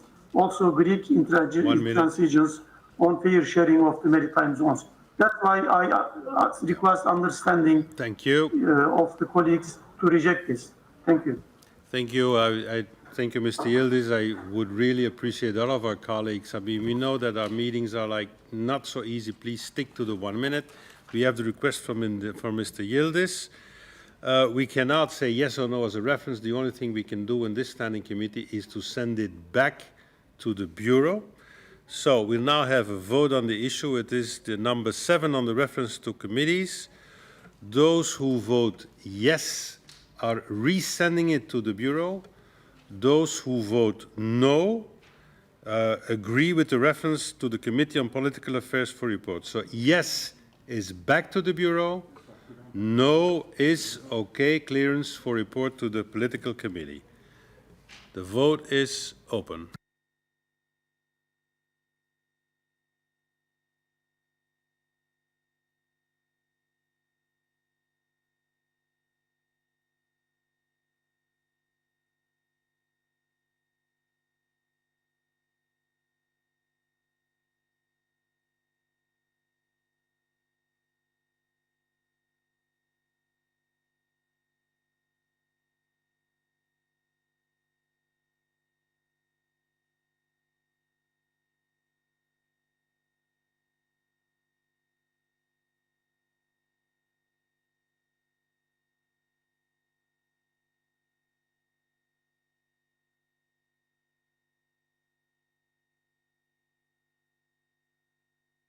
Okay, the vote is closed. Mr. Secretary General, if you could give us the result of the vote.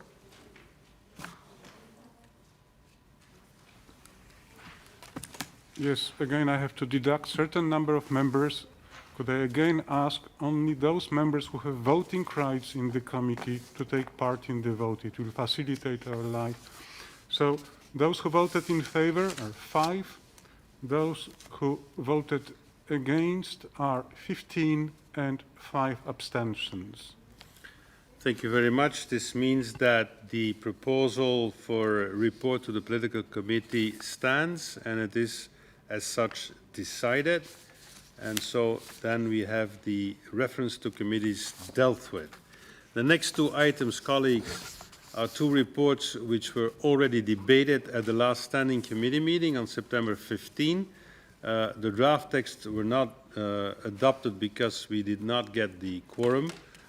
Today we should therefore vote on those texts without debate. I stress this, without debate, before moving to the current affairs debate. And as you've seen, we have a lot of interest, logically so, for the current affairs debate.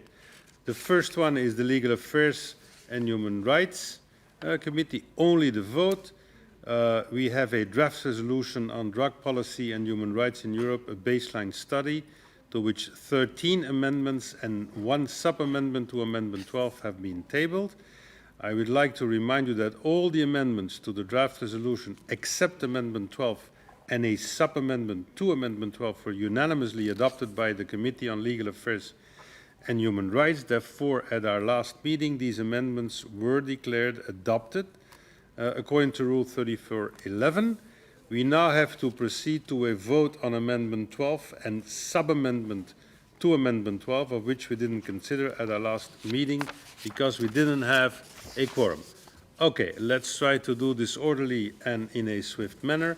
Therefore, I call Mr. Leite Ramos to support Amendment 12. Mr. Leite Ramos, if you can please ask the floor.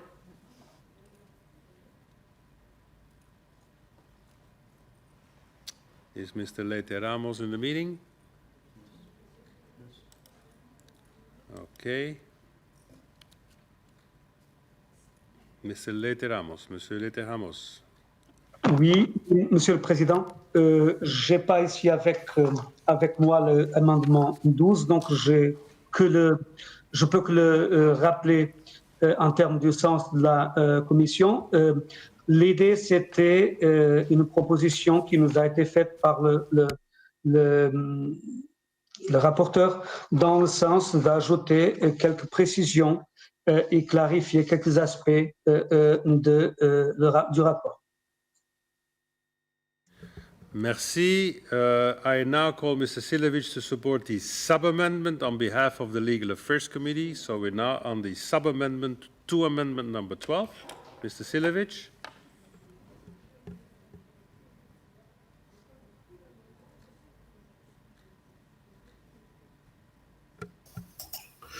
Yes, thank you, President. The idea of this sub-amendment is to soften a little bit the amendment suggested by the opinion. So, namely, the substance is that we disagree that under all circumstances, people underage cannot be punished for drug abuse, to be very short. So, in our view, our amendment, our sub-amendment makes the entire amendment more balanced. Thank you, President. Thank you very much. Does anyone wish to speak against the sub-amendment? Okay, since there is no one speaking against the sub-amendment, can we consider it adopted, Mr. Secretary General? No, we have to vote. Wow, trying to go faster than allowed here. Okay, so then we have to vote on the sub-amendment. The vote is open.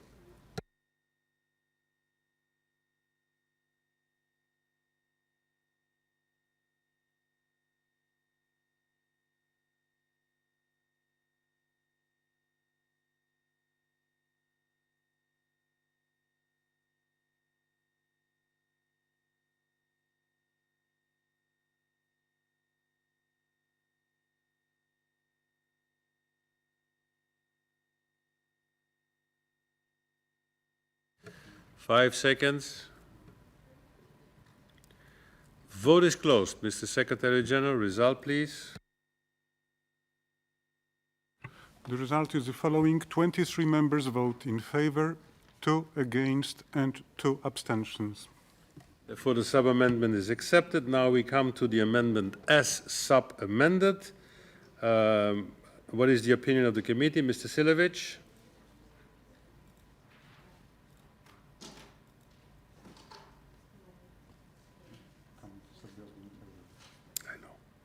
Mr. President, the committee is in favor of the amendment as sub-amended. Thank you. Thank you very much. Does anyone wish to speak against it as sub-amended? I do not see anyone. Thank you. Then we shall put the amendment as amended to the vote. The vote is open.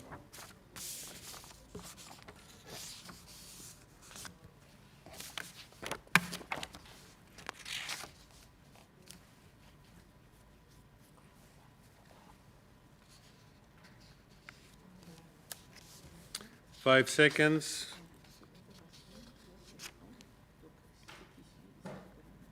Vote is closed. Mr. Secretary General, result, please. There are 30 votes in favor, 1 against, no abstention. The amendment, therefore, is adopted. Then now we shall proceed to vote on the draft resolution as amended, contained in document 15086. To be adopted, a simple majority is required. Can we have the vote being open again? Then the vote is open.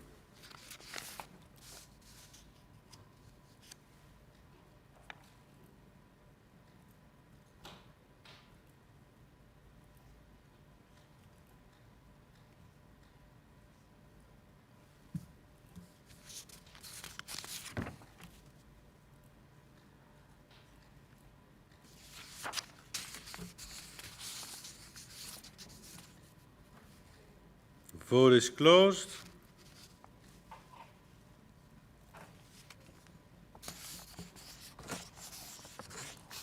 Result, please. 29 members in favor and 1 against, no abstention. Okay, then it is adopted. Now, this is the resolution. Then we have the Committee on Legal Affairs and Human Rights, who presented a draft recommendation on drug policy and human rights in Europe, a baseline study to which 3 amendments have been tabled. All of the proposed amendments were unanimously approved by the committee. Can you confirm, Mr. Silevic?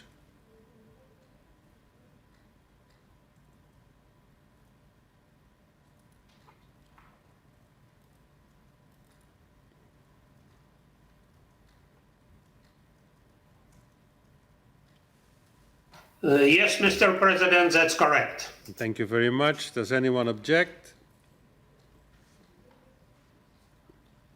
I do not see any objections. Therefore, I declare the 3 amendments to the draft recommendation to be adopted in accordance to Rule 3411.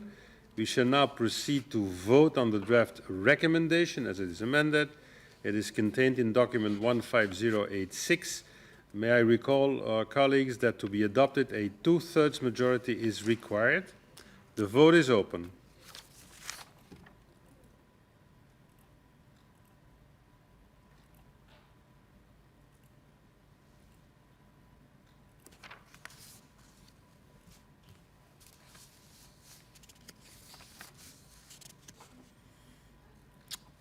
Vote is closed. Mr. Secretary General, may I have the results, please?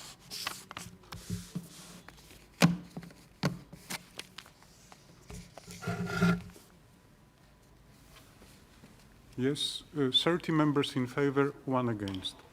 Thank you very much. Therefore, the recommendation is adopted. We now go to point 12, Culture, Science, Education and Media. Again, this is only the vote that we need to take. We had to postpone it given the fact we did not have the quorum. So now we only resume the vote, no debate. Committee on Culture, Science, Education and Media presented a draft resolution. No amendments have been tabled. We shall now proceed to vote on the draft resolution contained in document 15116. To be adopted, a simple majority is required. The vote is open.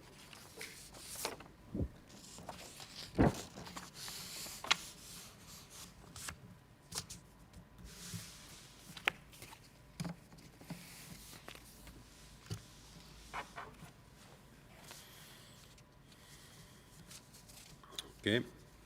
Vote is closed. Mr. Secretary General, result, please.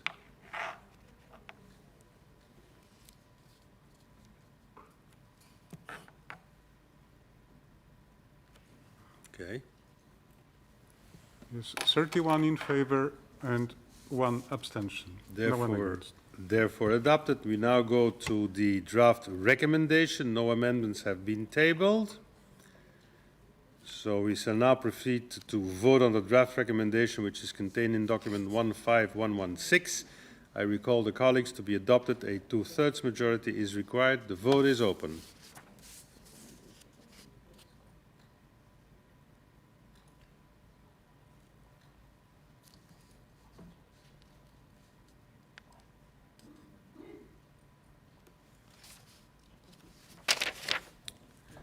Vote is closed.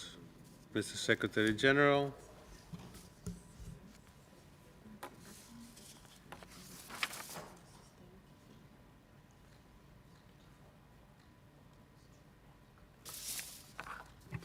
Result, please. 28 members in favor, no against, and no abstentions.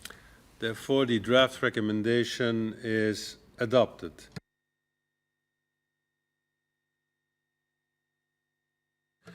Okay, then we come to the current affairs debate under Rule 53 of the Rules of Procedure. I remind you that the allotted time for the debate is exactly 1 hour. Obviously, you can now, all of those interested in this debate, take the floor. I will distribute the speakers in a fair way, knowing the sensitivities. I will try to do this in a balanced way, of course, following the rules. The current debate, as being decided, is on armed conflict between Armenia and Azerbaijan, failure of peaceful conflict resolution and a risk to regional stability. As I told you, we have 1 hour. We have agreed that the chair of the monitoring committee, Mr. Jensen, would open the debate. May I ask each and everyone, knowing that sensitivities may go high, to please keep the debate civilized at any time. So, Mr. Jensen, you have the floor for 10 minutes.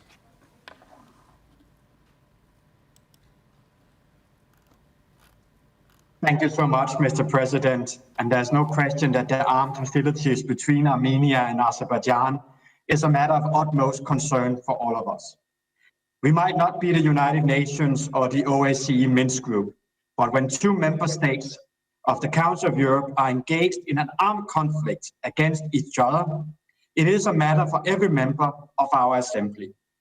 I do not need to recall here that it is an obligation put forward on all member states to resolve any differences they may have peacefully and refrain from use of force. This obligation does not only concern the states that are in conflict, it is also an obligation for all member states to refrain from any action or discourse that incites or abets other member states to resolve their disputes in any other manner than by peaceful means. Therefore, when our member states are involved in an armed conflict, we are all concerned. The Assembly discussed the Nagorno-Karabakh conflict before both countries became member states in 2001. Resolution 1047, adopted in 1994, welcomed a ceasefire brokered in May of the same year by the OSCE Minsk Group. In 2000, when the Assembly gave positive opinions to the application for membership of the Council of Europe by both Armenia and Azerbaijan, we accepted both countries fully aware of the unresolved conflict, but expecting the two member states would work to resolve the conflict peacefully in the framework of the OSCE Minsk Group, hoping that their membership would encourage them to resolve their dispute peacefully. In 2005, the Assembly adopted Resolution 1416 on the conflict of the Nagorno-Karabakh region dealt with by the OSCE Minsk Conference, which is and remains the cornerstone of our Assembly's position on the conflict. In this resolution, the Assembly recognized that in essence, this is a conflict between two competing internationally recognized principles: territorial integrity and the right to self-determination. At the same time, the Assembly underscored that the independence and succession of a regional territory from a state may only be achieved through a lawful and peaceful process based on a democratic support of the inhabitants of such territory and not by armed conflict, forced expulsion, or the de facto annexation of such territory by another state. It is also important to note that in this resolution, the Assembly called on Armenia and Azerbaijan to foster reconciliation and to restore confidence and mutual understanding among the people through schools, universities, and the media. It stressed that without such reconciliation, hatred and mistrust would prevent stability in the region and may lead to new violence.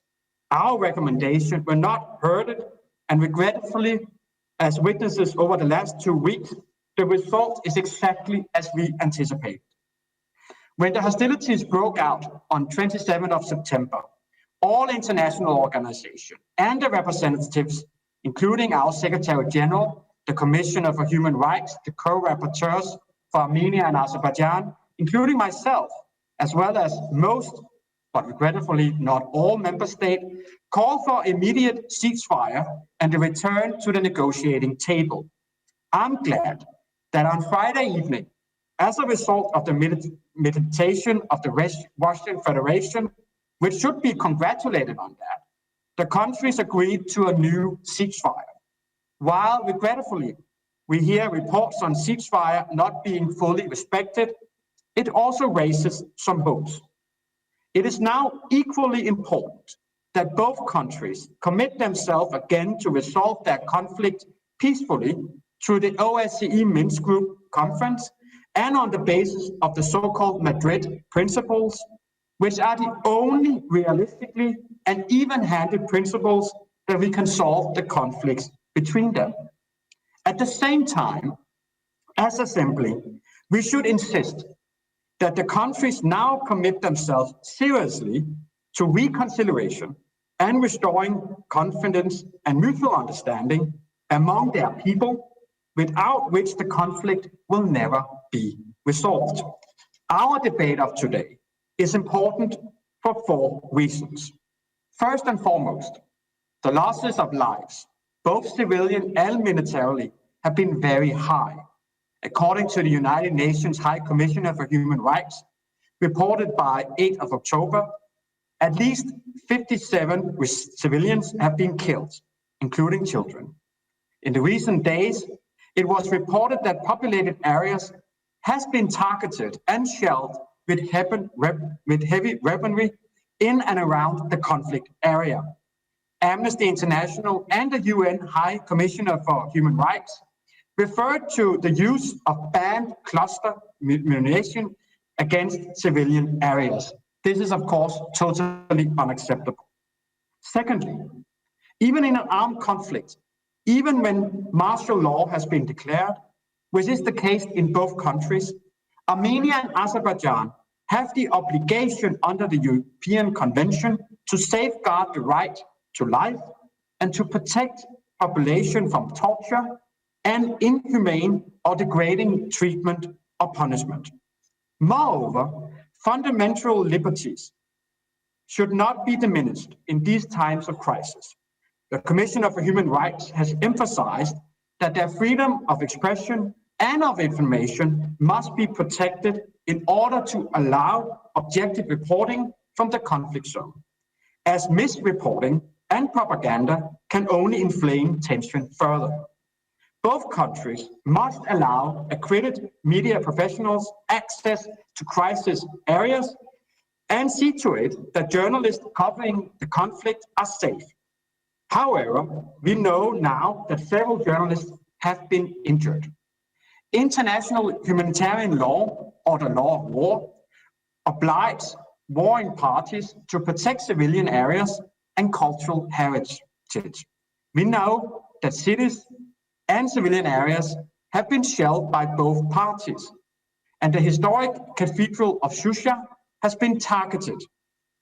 I would also say, in reference to the shelling of a cathedral in the town of Shusha, that both countries have the obligation to preserve cultural heritage. As Europe's foremost human rights organization, we should insist that both countries comply with these obligations. As I mentioned in the beginning of my speech, it is an obligation of all Council of Europe member states, not only those directly involved in military activities, to resolve any differences they may have peacefully, refrain from the use of force, refrain from any action or discourse that incites or abets other member states to resolve their disputes any other manner than by peaceful means. In this context, I have to condemn the fact that the Turkish authorities, which have a great influence on the Azerbaijani government, were not using this to calm things down and return the parties to the negotiating table, but on the contrary, were openly encouraging and reportedly abetting military Azerbaijani to continue the armed hostilities. Azerbaijan and Turkey have often made reference to the 4 resolutions of the Security Council of the United Nations that have not been implemented. In that context, let me quote that paragraph 6 of the last one, Resolution 884 of the 12th of November, 1993. The Security Council urged all states in the region to refrain from any hostile acts and from any interference or intervention which would lead to a widening of the conflict and undermine peace and security in the region. Not only the French or the Russian authorities have made claims of direct Turkish involvement in the conflict, also the European Court of Human Rights of the 6th of November, when it ordered interim measures, called now on all states directly or indirectly involved in the conflict, including Turkey, to refrain from any action that contribute to the breaches of convention rights of civilians and to respect their obligation under the convention. So let's not forget news reports that Armenia people blocked the road leading to Turkey in Russia. France also have large Armenian and Turkish communities and inflammatory rhetoric that do not do them any good. And if we want to create an environment conducive to negotiations, for negotiations that will be one day, the sooner the better. If we want to recreate that, we need to put an end to inflammatory rhetoric and to hate speech. So we have now seen the recent efforts made by both countries and by the co-chairman of the Minsk group to resume discussion. And as all of that, I hope that a truce brokered on Friday will now be fully implemented and will lead to substantial negotiations and hopefully a peaceful resolution. Thank you, Mr. President. Thank you very much, Chair. We have more than 30 people inscribed. You must understand this is not easy. I therefore would like to ask each and everyone to limit your intervention to 2 minutes. As it is tradition, we will start the political groups. In order, the first 5 speakers will be Mr. Schwabe, Mr. Porcek, Mr. May, Mr. Gale, Mr. Cox. Once Mr. Cox has finished, I will give you the next 5 colleagues who will intervene in order for you to prepare. Please stick to the 2 minutes in order to have all of our colleagues in this very important debate to be able to express their opinion. Mr. Schwabe, you have the floor. Vielen Dank, Herr Präsident. Und ich will mich ganz herzlich bedanken bei Herrn Jensen für die Initiative, diese Debatte hier zu haben, aber auch dafür, was er da gerade gesagt hat. Und ich will jeden einzelnen Satz unterstreichen.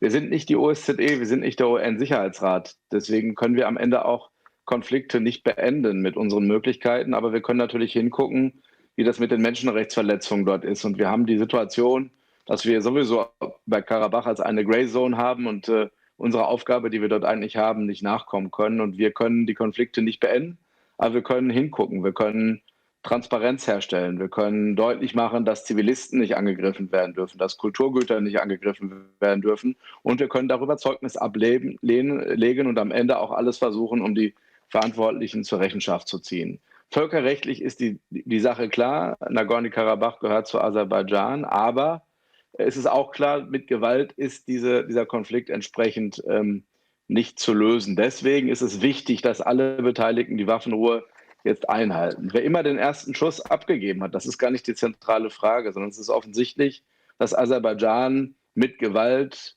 versucht, Territorien einzunehmen, das völkerrechtlich zu ihnen gehört, wo aber eben andere Menschen, Armenier, wohnen. Offensichtlich funktioniert das Ganze auch nicht. Es ist offensichtlich auch erfolglos. Es wird gar kein Territorium eingenommen.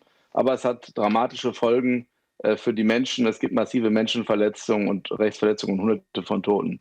Dass Russland sich jetzt einbringt, ist gut.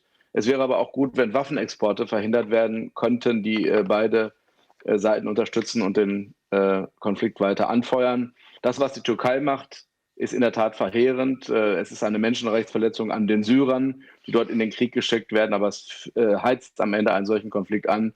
Und die Türkei muss alles tun, um wie andere Staaten diesen Konflikt zu befriedigen. Das ist das, was jetzt dringend vonnöten ist. Thank you. I now have Mr. Wojciech. Alexander.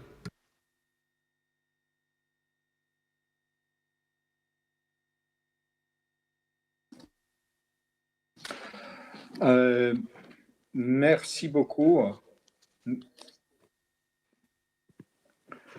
Oui, merci beaucoup. Pardon, j'ai dû changer la langue. Je suis très reconnaissant à M.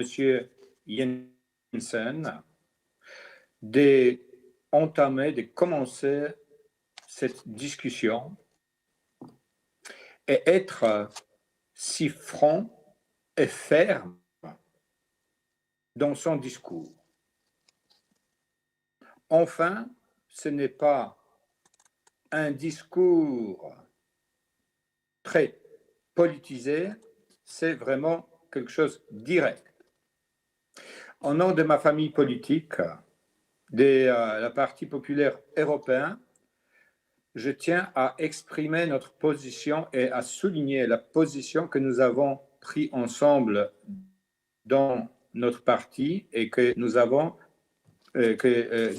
publié il y a une semaine. Nous sommes préoccupés par les affrontements et par l'ampleur de hostilités au Haut-Karabakh. Et les informations faisant, notamment parlant de victimes parmi la population civile. Nous appelons à cesser immédiatement les hostilités et à reprendre le dialogue. Je tiens à souligner que le groupe politique, notre groupe politique, condamne toutes les formes de violence et nous appelons les acteurs du conflit à entamer le dialogue avec l'aide du groupe de Minsk. C'est notre devoir de trouver la solution politique afin de respecter tous les engagements. Merci beaucoup.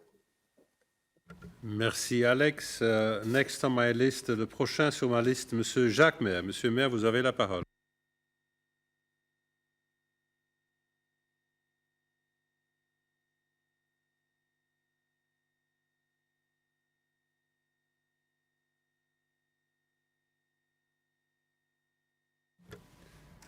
Jacques Maire.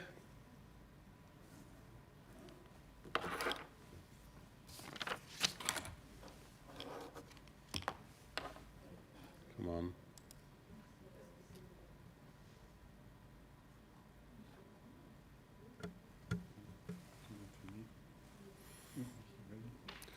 Jacques, apparemment, il y a un problème.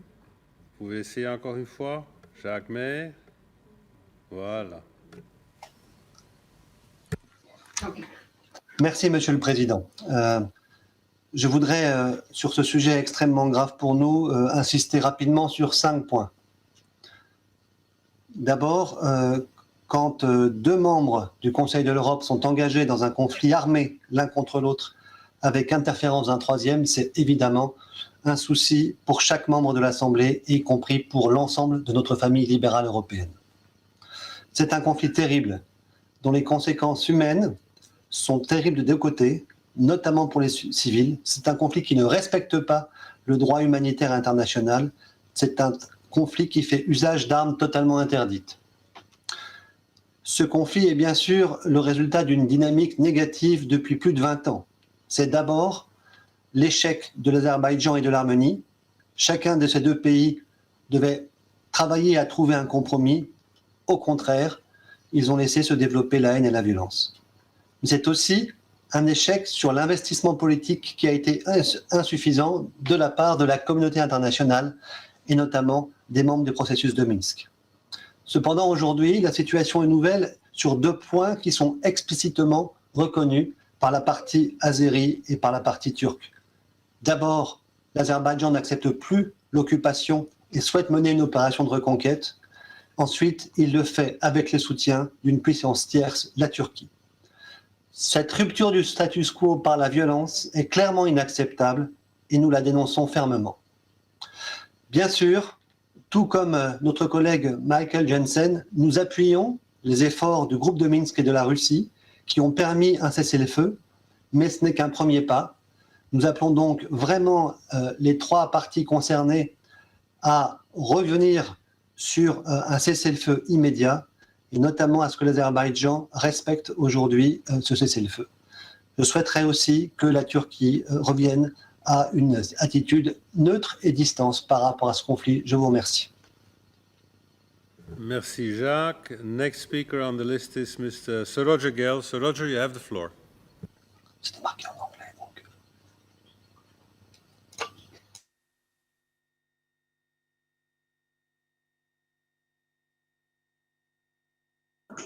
Thank you, Mr. President.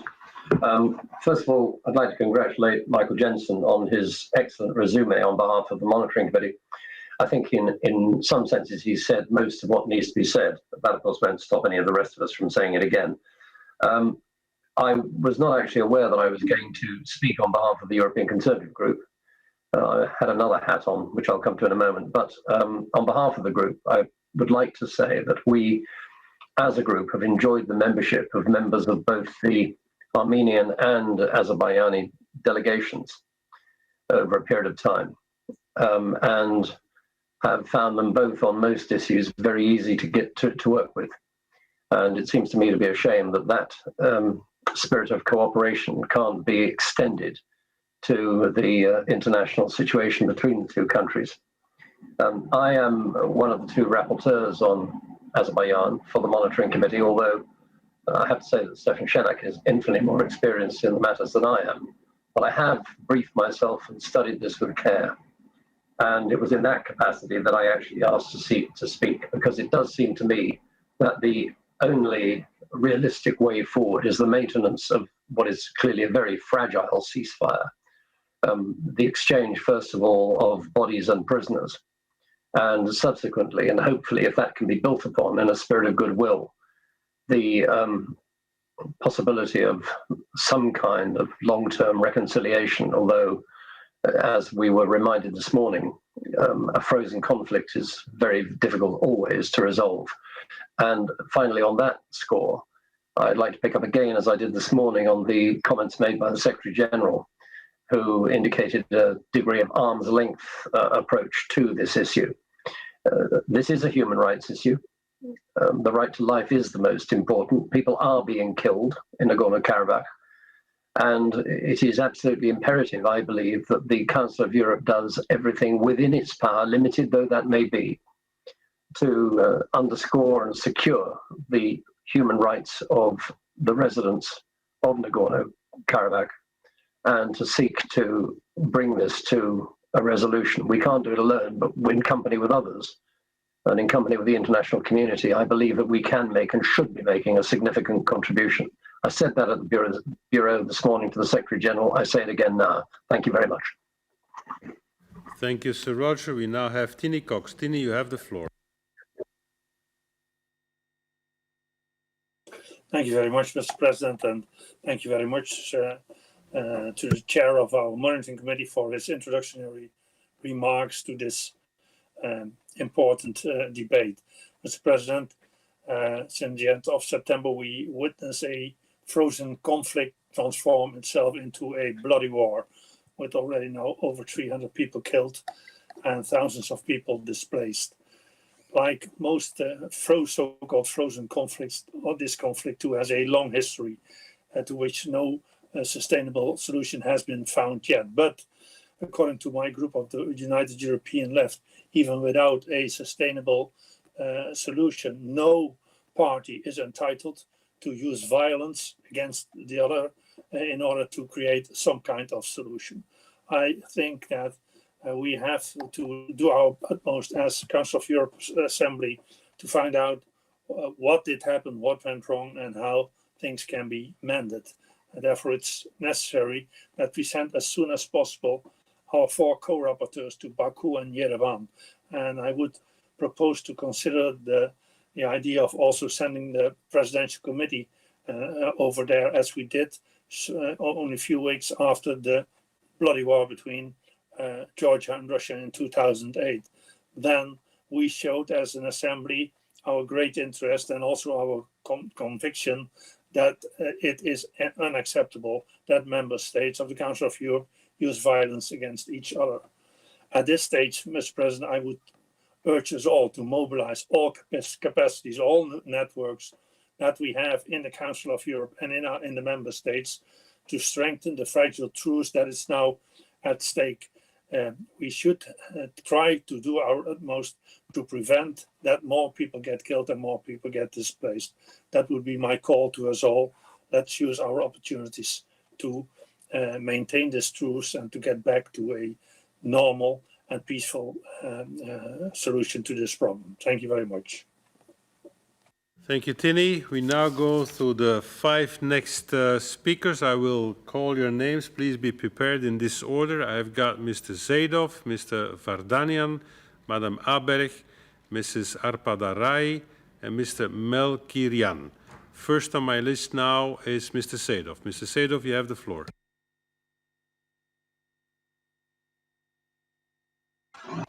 Mr. President, thank you very much. Dear colleagues, I think there is a first time in the history of Europe when ballistic missiles has used against civilians in the big town. And that's terrible. Ganja, that's the 2nd largest city in the country with 500,000 population, was attacked by ballistic missiles on the residential area in the midst of the night on October 11. And as a result, 10 people have been killed and more than 50 have been wounded. This is genocide. This is a war crime committed by Armenia, and those who are responsible for that, especially political leadership of Armenia, Mr. Pashinyan, will have to answer before the court. They have done it now, and they did it in Khojaly in 1992. But this is not enough for them.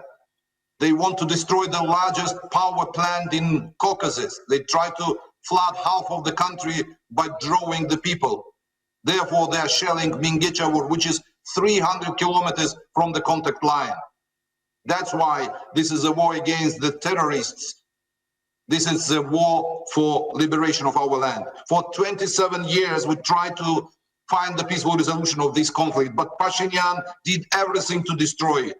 Even now, we want to return to the negotiation table. That's why our Minister of Foreign Affairs went to Geneva and met with the representative of OSCE Minsk Group. That's why our minister has signed in Moscow agreement, ceasefire agreement. But unfortunately, exactly after that, we became witnesses of grave violation of this agreement by Armenia, targeting civilians in Ganja, killing 41 innocent people, destroying houses. They made crimes against Azerbaijan.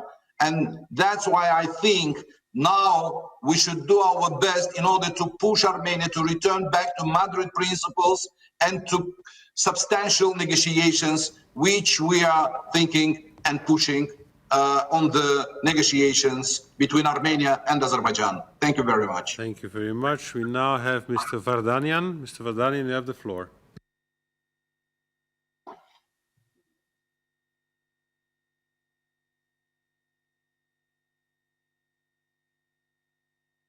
First of all, let me express the words of gratitude to Mr. Jensen for starting this interesting debate.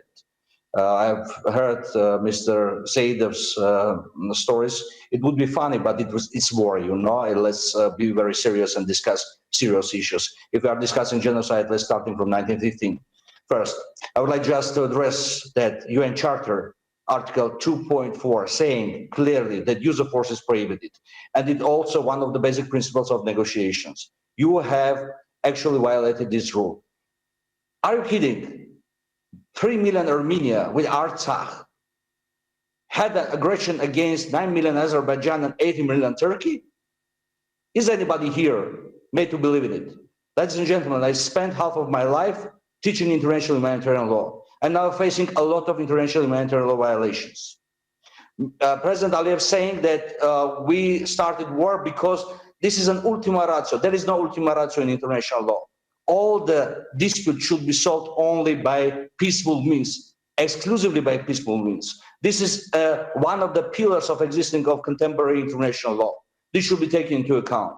Ladies and gentlemen, if anybody of you have some concerns, I would provide you international flight radar information about very strange flights from mid of Turkey to Azerbaijan on daily basis, cargo flights. I would like just to address the issue of engagement of the Council of Europe on this issue.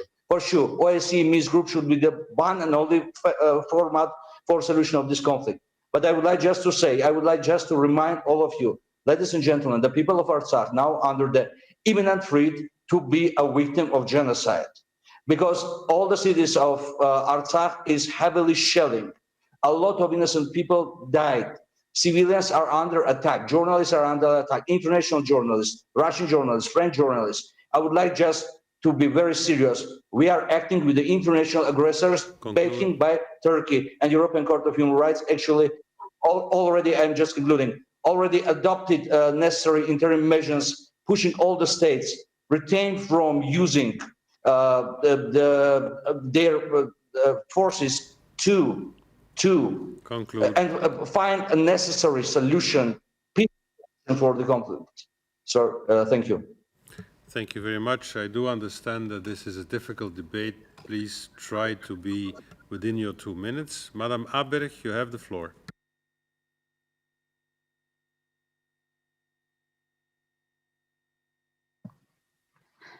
Thank you, Mr. President. Dear colleagues, it's terrible that member states of the Council of Europe are engaged in armed conflict with each other. It's very tragic and it's totally against the human rights. How many people have to lose their lives before this madness stops? When becoming members of the Council of Europe, both Armenia and Azerbaijan committed themselves to resolve their disputes in a peaceful manner. Both countries have the obligation to safeguard the right to life and to protect the populations from tortures and inhuman and degrading treatment and punishment. Both countries breached this obligation. We have a humanitarian disaster and it has to cease immediately. Armenia and Azerbaijan have to return to the negotiating table. I'm very concerned about the role of Turkey in this conflict. Last weekend, the Minister of Foreign Affairs, Çavuşoğlu, reiterated that Turkey will support Azerbaijan in the field and at the table. Armenia and Azerbaijan have to resolve their conflict in a peaceful manner. Other countries who promise support in a battlefield are also violating their obligations to the Council of Europe. I'm very concerned about the hate speeches in this conflict. Calls for hatred and violence, including killings, spread especially by social media platforms, are used to fuel the conflict and dehumanize the other nation. Time. One day, hopefully very soon, there will be negotiations between Armenia and Azerbaijan. Time. And for these negotiations to be successful, they have to be accepted by both Armenian and Azeri people. It means that the two governments have to prepare them. Therefore, it's necessary to lower the level of inflammatory rhetoric and put an end to the hate speech. Thank you very much. I do understand it's difficult to have all of this within 2 minutes, but already as it stands now, I will not be able to give everyone the floor. Now we have Madam Arpadaray. You have the floor, Madam.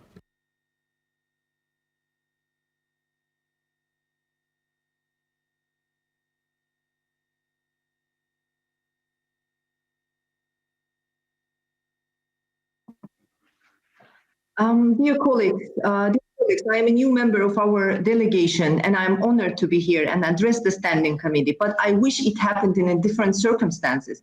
Yesterday, on 10th of October, we woke up and discovered that our second largest city, Ganja, with population about 500,000 people, was under attack. My colleague has already told you that. 9 people killed, 40 more wounded. It has no military target in vicinity. It's the civilians living there, and 4-story residential building was heavily damaged by the blast caused by the ballistic missile launched from the territory of Armenia. And this happened just few hours after the humanitarian ceasefire agreement. Just few days before that, senior advisor to Prime Minister of Armenia told to Russian television that military attacks on civilian targets are carried out in order to provoke panic. Later on, press secretary to the occupying forces leader said that, stated that in a few days, Ganja will only be discoverable by archaeologists. What are these statements? These statements are a reflection of deep-rooted beliefs that guided Armenians' political elite for the last 3 decades. Armenia is now using crusading rhetoric. Its leaders keep on repeating phrases like clash of civilizations, stronghold of freedom, barriers of good. They use the word Christianity a lot these days in a hope that this rhetoric will wake up some medieval sentiments of the Western societies. I hope, I believe that, I'm sure that it will not, because Europe moved from this rhetoric long ago. We have been committed to negotiations for 26 years, 26 years. Our colleague, Mr. Johnson, has recurred to UN Security Council resolutions, and I'm surprised that he didn't say that they demand full unconditional withdrawal of Armenian troops from the occupied territories of Azerbaijan. If we speak international law, let's go back to international law. Azerbaijan is doing everything in full compliance with international law and in compliance with UN Charter within its within its territory, I'm sorry. I have a question to all of you, to ask my Armenian colleagues, what are Armenian army doing on the territory of Azerbaijan? We keep asking them for 26 years and we never got replied. A single Azerbaijani soldier has set a foot on Armenian territory. What are Armenians on our territory? This is the question. If we speak about human rights, please, I would like to remind you that we have 1 million peace and their human rights are also matter. Thank you. Thank you very much. As from this moment, I will cut off at 2 minutes. I do apologize being forced to do this, but every second a colleague takes is a second he or she takes away from another colleague. So as from now, I will give you a warning at 10 seconds before 2 minutes, and at 2 minutes you will be dropped.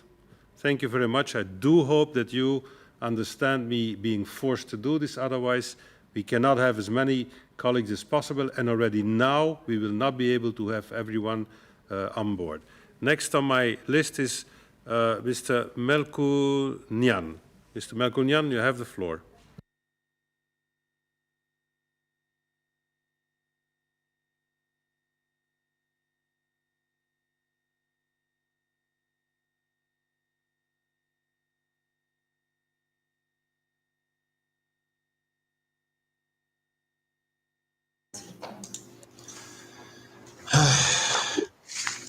Bonjour, chers collègues, Monsieur le Président. En ce moment où nous discutons du conflit du Karabakh, la population civile, enfants, personnes âgées, femmes et des autres personnes deviennent victimes de bombardements en République d'Artsakh. Des centaines sont blessés en pendant leur maison. Des villages et des villes et des infrastructures civiles sont détruites. La question suivante se pose alors. Pourrons-nous arrêter cette agression barbare et ce terrorisme initié par l'Azerbaïdjan avec la participation directe de la Turquie? La cathédrale Razanchesos dans la ville de Chouchi a également été détruite. C'est le monastère monstrueux élevé en plus haut degré. S'agit-il alors de la violation de nombreuses conventions internationales? Pouvons-nous donner une évaluation claire à tout cela? Et à l'Europe, reconnaître ce qu'il a maintenant une guerre en Assad ou non? Énergisons donc le point suivant. Premièrement, pour la première fois, un cours de 30 années passées, le conflit d'Artsakh, la Turquie participe directement à la guerre déchelantée contre le peuple d'Artsakh. Deuxièmement, actuellement, des actes terroristes sont perpétrés sur la ligne de contact avec l'Artsakh, avec la participation de milliers de terroristes internationaux emmenés la Syrie. Nous avons toutes les preuves. Nous sommes tous contre le terrorisme international, n'est-ce pas une question? Créons alors une coalition internationale antiterroriste, neutralisation immédiatement. Dites-moi, s'il vous plaît, quel est ce genre de comment allons-nous réagir? Et troisièmement, l'Azerbaïdjan cible de la population civile et l'infrastructure.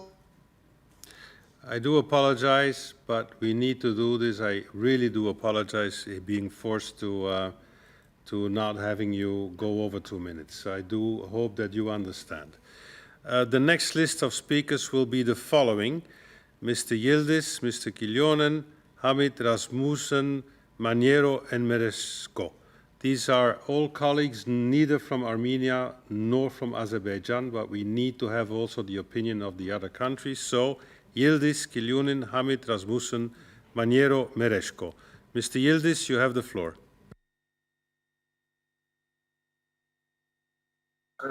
Thank you, Mr. Chairman. Mr. Chairman, let's hope this ceasefire will lead to a peaceful solution. But given the record, 30 years, 3 decades record of Armenia, I am not optimistic. I would like to remind that the allegation that Turkey has intervened in the conflict directly is baseless and was immediately denounced by both Turkish and Azerbaijani presidential offices and defense ministries. Yes, we support Azerbaijan and we will continue because of the fact that 20% of Azerbaijani territory, including the Nagorno-Karabakh, but not only Nagorno-Karabakh, has been under illegal Armenian occupation for 28 years, which is the subject of 4 UN Security Council resolutions which call for immediate, complete and unconditional withdrawal of all occupation forces from Azerbaijan territory. I am shocked by the Armenian colleagues defending the peaceful solution. It is okay, but how was the 20% of the Armenian territory was occupied by Armenian forces? By peaceful means? How did almost approximately 1 million Azeris leave their settlements, their towns, because of peaceful means? Everybody should remind that neutrality between aggressor, invader, and the victim is not something good. It encourages the aggressor. Minsk Trio unfortunately did nothing in these almost 3 decades. Turkey will be the main beneficiary from the solution of the conflict. 10 seconds.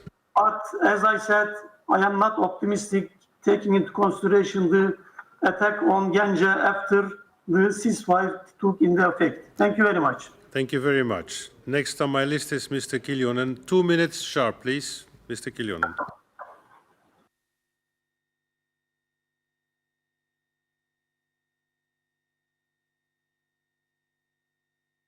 Mr. President, it's very, very deplorable that we do have this item as a current affairs debate in our standing committee.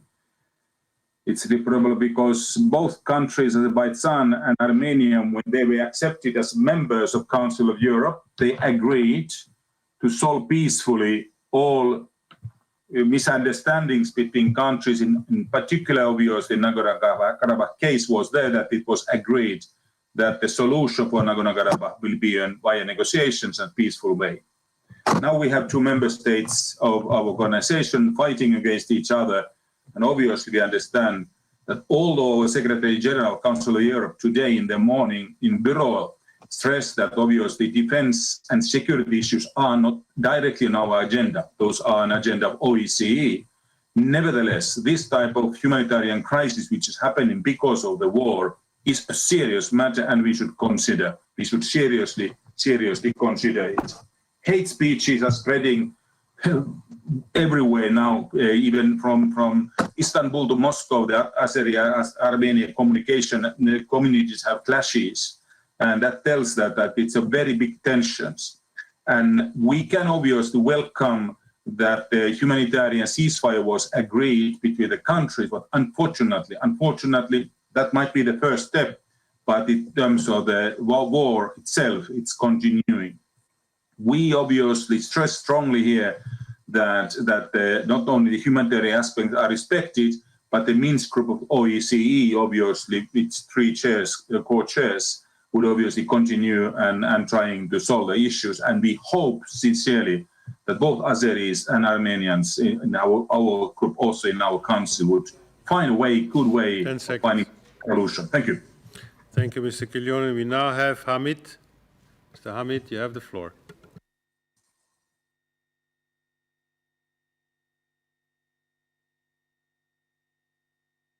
Thank you, Mr. President. Thank you for Mr. Jensen for his report. Dear colleagues, I express deep concern over the large-scale military between Armenia and Azerbaijan, resulting in military and civilian casualties from both sides. Mr. Hamid, I urge the party. Mr. Hamid, excuse me, could you check whether your language selector is on the floor?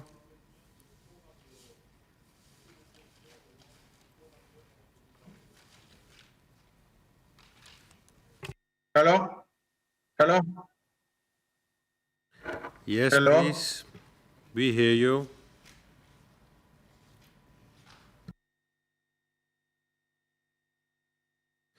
Okay, we go to the next speaker, and Mr. Hamid, you can come back later, and please put then your translation on the left on floor. We now have Mr. Rasmussen, Denmark. Mr. Rasmussen. Thank you, Mr. Chairman, and thank you, Michael. I think it's time to stand up against Erdogan. We can see that Turkey is threatening all its neighbors or attacking them. We can see it in Syria, in Cyprus, in Greece, and now in Armenia. I think it's also important to remember the genocide of the Armenian people committed by Turkey, which they still deny, and now they're attacking the Armenian population again through Azerbaijan. We even see Turkey taking Syrian jihadists to attacking the Armenian population. We have seen many proofs during the last days. We have seen Erdogan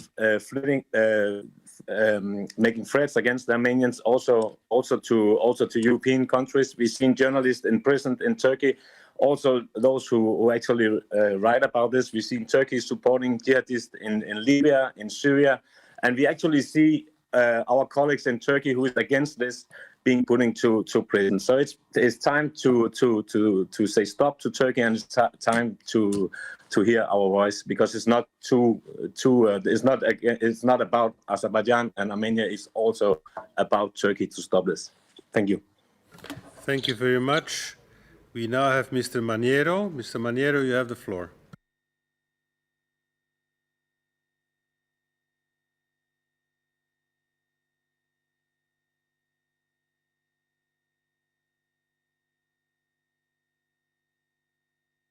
Grazie Presidente. Sì, io mi trovo veramente preoccupato da quello che sta succedendo, e non parlo del fatto che già di per sé un conflitto armato a fuoco con un importante coinvolgimento della popolazione civile è già un dramma di per sé, ed è uno degli orrori che come Consiglio d'Europa dovremmo assolutamente rifuggire.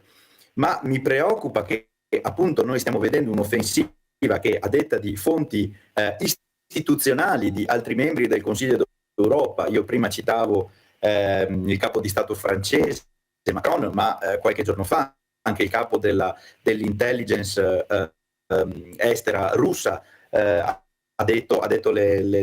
ha fatto delle dichiarazioni analoghe. Il fatto che la Turchia, secondo questi, stia spostando dei miliziani con collegamenti a gruppi terroristici presi dal nord della Siria, li stia spostando sulla linea di conflitto tra Armenia e Azerbaijan nell'area del Nagorno-Karabakh, questo è un ulteriore aggravamento anche per il pericolo della stabilità regionale. Quindi veramente non ho parole per descrivere la preoccupazione riguardo a quello che sta succedendo. Anch'io richiamo a un rispetto immediato del cessate il fuoco, un ritorno al dialogo, ma le terze potenze, gli terzi stati devono assolutamente, e questo è il mio parere, astenersi dall'interferire aggravando un conflitto che già è drammatico. E non saprei neanche stimare il danno e il pericolo che può costituire e spostare in queste regioni forze armate abituate al teatro nordafricano e medio orientale, diciamo, con collegamenti a quello che era l'ISIS. Non voglio pensare cosa significherà dopo. Grazie. Thank you very much, and thank you for the discipline until now of all of our colleagues. We now have Mr. Mereshko from Ukraine.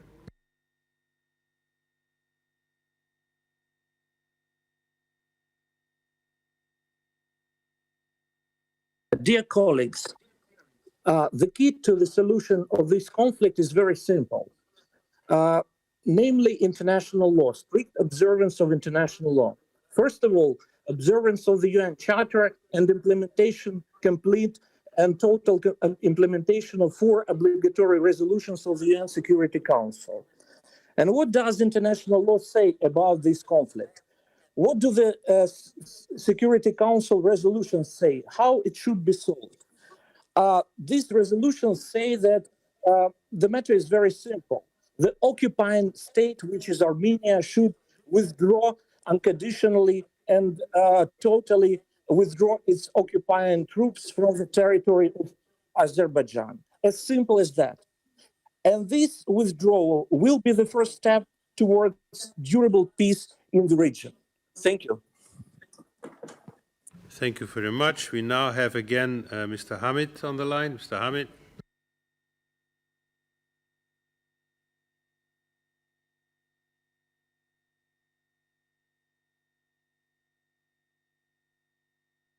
Hello, Mr. President. Can you hear me? Yes, we can. Please go ahead. Okay, thank you. I express deep concern over the large-scale military action between Armenia and Azerbaijan, resulting in military and civilian casualties from both sides. I urge the parties to the conflict to make every effort to de-escalate the situation and continue to seek ways to resolve the conflict peacefully on the basis of generally accepted principles and norms of international law and United Nations Security Council Resolution 822, 853, 874, and 884 adopted in 1993. I would also like to refer to PACE Resolution 1416 of 2005 on the conflict over the Nagorno-Karabakh region, which by recalling resolution the United Nations Security Council and calling the parties concerned to comply with them reiterates that the occupation of foreign territory by a member state constitutes a grave violation of the state's obligation as a member of the Council of Europe and reaffirms the right of displaced persons from the area of conflict to return to their homes safely and with dignity. I once again stand for a political settlement of the conflict based on the principles and norms of international law, respect for the sovereignty and territorial integrity and inviolability of international order. Thank you very much, Mr. President. Thank you very much, Mr. Hamid. Now we go for the next 5 speakers. Please be prepared in the order that I'm giving you. Madam Hayrapetyan, then Mr. Ganjalyaev, then Mr. Rubinian, then Mr. Gadirli, and then Madam Selic. So, first on the list is Madam Hayrapetyan. You have the floor.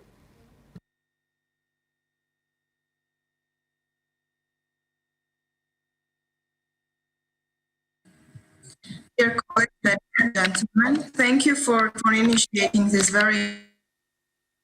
Indeed, it's very hard period in South Caucasus because Azerbaijan, which gains lots of support from Turkey and also deploys terrorists to the region, is creating a real threat not only for the existential security of Nagorno-Karabakh Armenians, but also for the entire region. My Azerbaijani colleagues obviously confessed that it was Azerbaijan who started the war against Nagorno-Karabakh peaceful people on early morning September 25. They, of course, will also confess that it was them who was bombing the church, it was them who was killing the civilians. And in this way, they talk about peaceful solution. They want to blame Armenia. First of all, look at you and what your political leadership has done. By giving and claiming a hero, the one who is only able to kill a creeping Armenian. This is what your dictator is able to do. And today, Armenia and especially people in Nagorno-Karabakh is under a real threat of existential security. And in the 21st century, the Council of Europe really needs to ask one simple question. Are we going to create new Hitlers in the world? Are we going to let Erdogan and Aliyev to become a new killer in the region? Are we going to create a new instability in the South Caucasus, which will turn next day Europe into an unstable region? And in this way, it's very important to condemn the aggression of Azerbaijan, which is fully supported by Turkey, and it was obvious from Turkish colleagues' speeches, and is also involving a terrorist. And in the end of the day, I would like to say that me, as a human being, is sorry, and I really feel sorry for all the deaths which comes from all the sides. But this is the war which has Azerbaijan started, and this needs to be stopped by Azerbaijan and Turkey. Thank you. Thank you very much. We normally had a colleague from Azerbaijan who is no longer there, so we will go to Mr. Gadirli. Mr. Gadirli, you have the floor. And Mr. Jafarov, be ready in this list. Mr. Gadirli.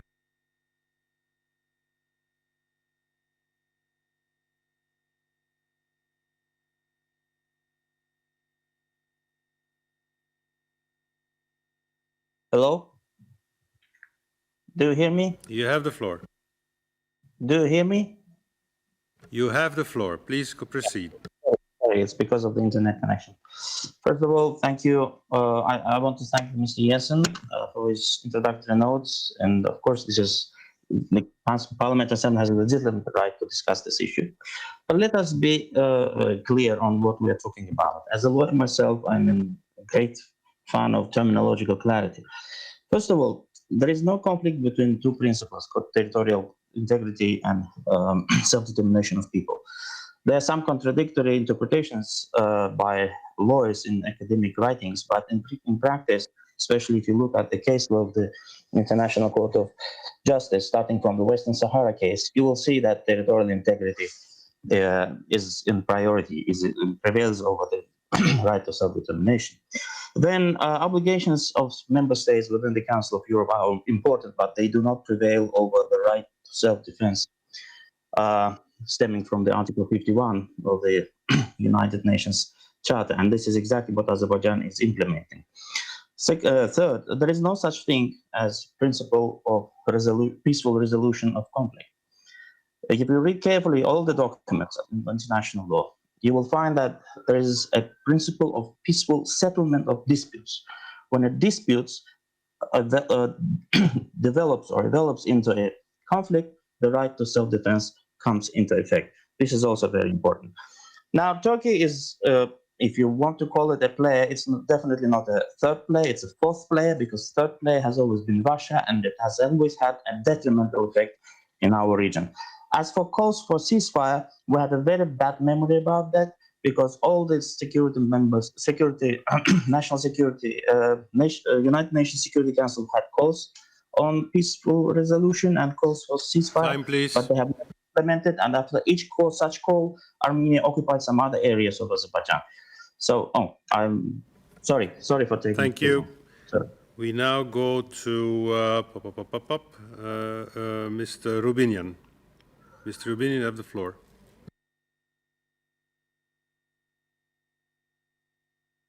Thank you, Mr. President. Everything is simple.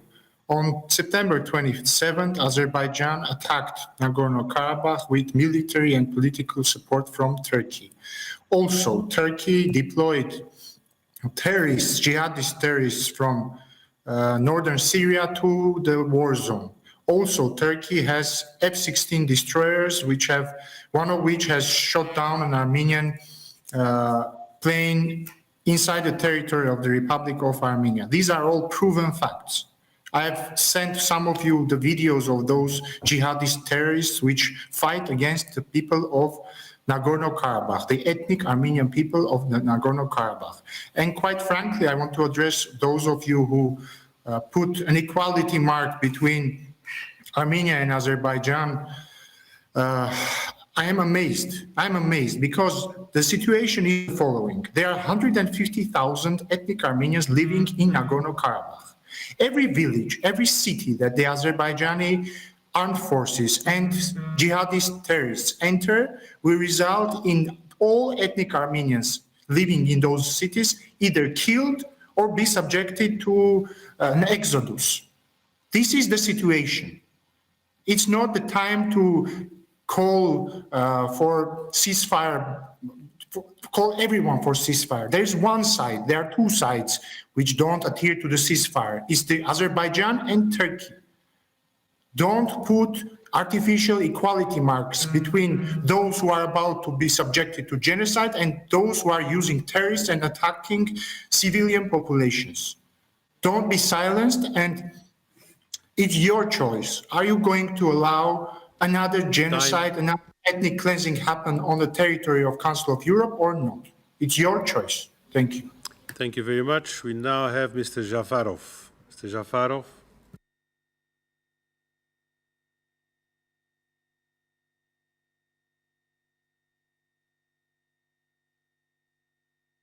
Thank you, Mr. President. I would like to point out what reasons led to escalation in frontline. Imagine a prime minister whose country is a party to the conflict says that Karabakh is Armenian. He's lying because no country in the world, including Armenia, does not recognize illegal regime in Nagorno-Karabakh. Imagine a defense minister, Tonayan, whose country sees no solution for the resolution of conflict, presents new formula for conflict, new war for new territories. Imagine a country where criminal investigation launched against two ex-presidents. Leader of main opposition party, an MP, was stripped of his immunity and arrested just 2 weeks ago. We believe that domestic problems, and including crisis in socio-economic situation, and above-mentioned reasons, led Pashinyan's government to military provocation in frontline. They started the war, and I told the reasons. We don't have any problem with Armenian people. Our problem is with unconstructive and aggressive policy of Armenian military and political leadership. Multiculturalism is the way we live. Different religions and ethnics coexist peacefully together in Azerbaijan. A simple example, there are 30,000 Armenians living in Azerbaijan. However, there is no single Azerbaijani living in Armenia. We are committed to the peaceful resolution of conflict for almost 30 years.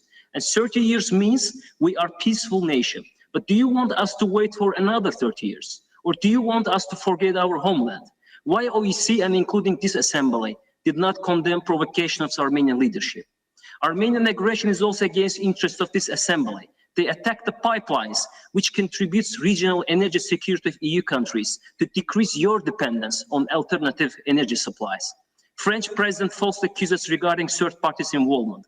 Our president asked Macron show the evidence to the world. It has been 2 weeks silent.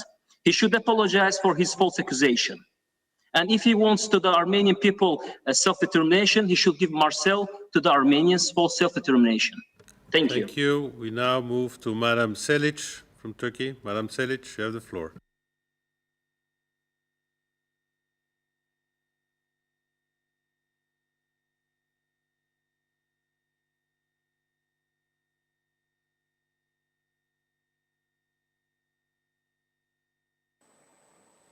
Thank you, Mr. President. There are a number of issues that needs to be raised for understanding this conflict. First of all, the Nagorno-Karabakh region has been under illegal Armenian occupation for the past 28 years. United Nations Security Council resolutions reaffirm the territorial integrity of Azerbaijan and call for immediate, complete, and unconditional withdrawal of all Armenian occupation forces from the Azerbaijani territory. For almost 30 long years, the international community turned a blind eye to the occupation of Azerbaijani territories, a clear violation of international law, and the suffering of over 1 million internally displaced people who was forced to leave their homes. Unfortunately, the establishment of the Minsk group brought no substantial solution to the problem. In the latest escalation in the region, breaking ceasefire arrangements, Armenia launched military strikes not only to the military installations of Azerbaijan, but also to major cities including Genge. We condemn these attacks, which caused the killing of innocent civilians in violation of international humanitarian law and the Geneva Conventions. The Armenian government also launched a propaganda campaign to smear Turkey in this war. The allegation that Turkey has intervened in the conflict is baseless and was denounced by both Turkey and Azerbaijan. Armenia should stop scapegoating other countries trying to divert attention from its illegal actions.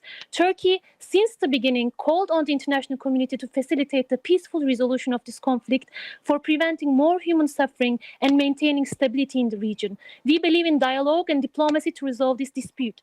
All attempts to bring the parties to the negotiation table must recognize that the first step towards ending the dispute is ending the Armenian occupation of Nagorno-Karabakh in line with the international law and the Council of Europe principles. And to colleagues who are extremely lazy when it comes to Turkey and finds it very easy to link everything to President Erdogan, they should know that governing and opposition parties in Turkish parliament released a joint statement condemning illegal actions of Armenia.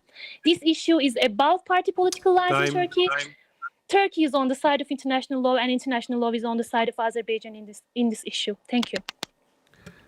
Thank you very much. We will now go to our four last speakers. Which will be Mr. Maroukian, Madam Fataliyeva, Madam Zorabian, and then Mr. Molazada. These are the four last ones. I can assure you that I have tried to really follow the sequence of requests for the floor, and that we will have exactly 6 colleagues from Armenia and also 6 colleagues from Azerbaijan who will have taken the floor. So I really try to treat everyone equal here. So first on the list now, and I do apologize for all of those who asked for the list, but we just cannot go beyond 6:30 because then everything falls out. So please stick to the 2 minutes, allowing me 1 minute to finish up the meeting. Mr. Maroukian. Good evening, dear colleagues. So I will not repeat the same arguments from my colleagues, but I would like to give some more information. So Azerbaijan tried to outsource its own aggression against Armenian people in Nagorno-Karabakh using terrorists and mercenaries from Syria and Libya. So yesterday, the US Embassy in Azerbaijan and the British Foreign Ministry urged their citizens to refrain from traveling to Azerbaijan due to the terrorist threat. So in a statement, I'm citing, there are risks in Azerbaijan associated with terrorist groups that are plotting possible terrorist attacks there. Terrorists can attack tourist places, transport hubs, hotels, markets, shopping centers, local governments, and etc. So this is about the information that it's already in international level, in expert level, proved that Azerbaijan is using mercenaries and terrorist groups in Nagorno-Karabakh to kill peaceful Armenian population of Nagorno-Karabakh. Another war crime is that Azerbaijan is using cluster bombs, bombing Stepanakert, the capital city of Nagorno-Karabakh, Hadrut, Martuni, and several other big villages and cities of Nagorno-Karabakh. So the situation is the worst. I can't tell you more. So we have to stop this bloodshed in Nagorno-Karabakh. And we think that the only solution is to recognize the status of Nagorno-Karabakh, to recognize the right to life of the people of Nagorno-Karabakh in their homeland, and guarantee the security and peace. Otherwise, we will have another genocide in 21st century on our eyes that is happening on daily basis, and we must stop this. And I said the same thing in a monitoring committee meeting. and also punish Azerbaijan for using terrorists and mercenaries from Syria and Libya, which is internationally approved. Thank you. Thank you very much. We now move to Madam Fatalieva. You have the floor.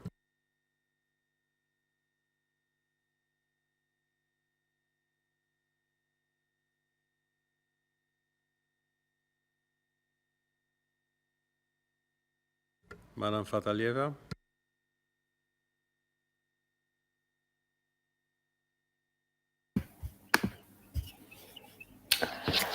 Ladies and gentlemen, dear Mr. President, Secretary General, dear colleagues, when in your countries a sleeping city is being attacked by rockets and as a result innocent civilians die, innocent women and children are injured, how do you call it? Correct me if I'm wrong.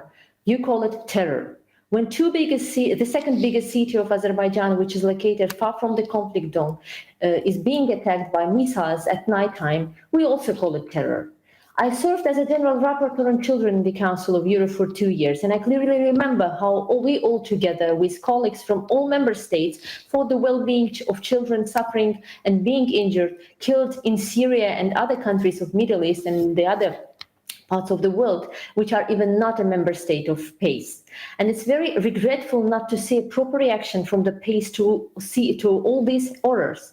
It's not the first time that Armenia is committing genocide and terroristic acts against Azerbaijani civilians. And let me remind you the Khojaly genocide, when about more than 600 people, Azerbaijani people, were cruelly killed, murder of innocent kids living in the front line. Since the beginning of the conflict, Armenia continuously and deliberately targeted the civilian object of Azerbaijan. It continues to show disrespect to and non-compliance with international law, violating Geneva Conventions, violating the international humanitarian law, and even achieving a humanitarian truce with Armenia is violating the humanitarian ceasefire regime.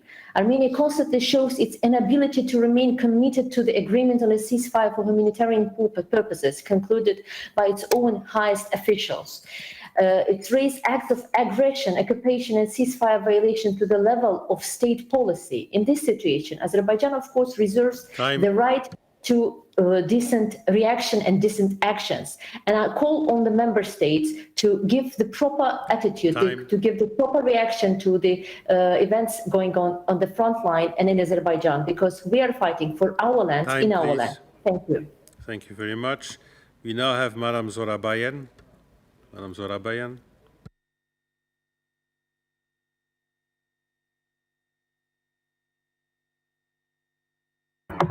Merci, chers collègues. Il est fait constant que les forces armées azerbaïdjanaises, avec le soutien ouvert de la Turquie, portent des frappes ciblées intensives et bombardent la population et les zones résidentielles au Karabakh. Si la communauté internationale ne prend pas en considération les faits déjà mentionnés, la guerre peut toucher une zone beaucoup plus grande en sortant des frontières du conflit. La communauté internationale doit prendre cette situation très au sérieux. Les mercenaires permettent au président Erdogan d'être présent en Azerbaïdjan sans mettre en avant son armée. Un F-16 même a été abattu, ce qui signale encore une fois que la Turquie participe vivement à cette guerre. Le président Macron et le côté du russe a déclaré qu'il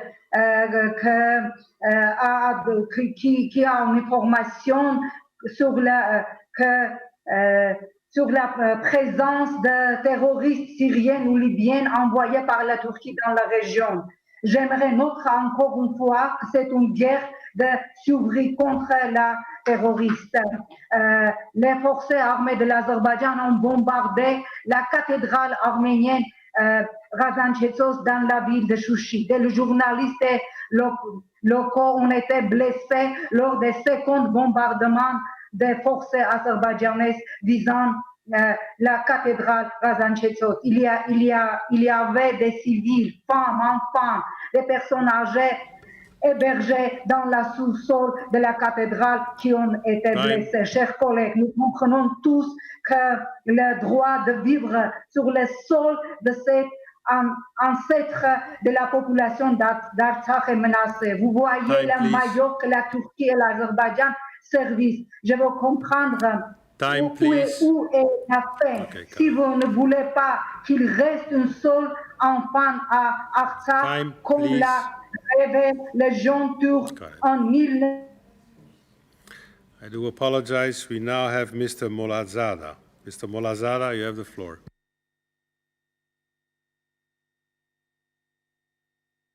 Thank you very much, Mr. Chairman. Ladies and gentlemen, Armenia always refused to recognize international law.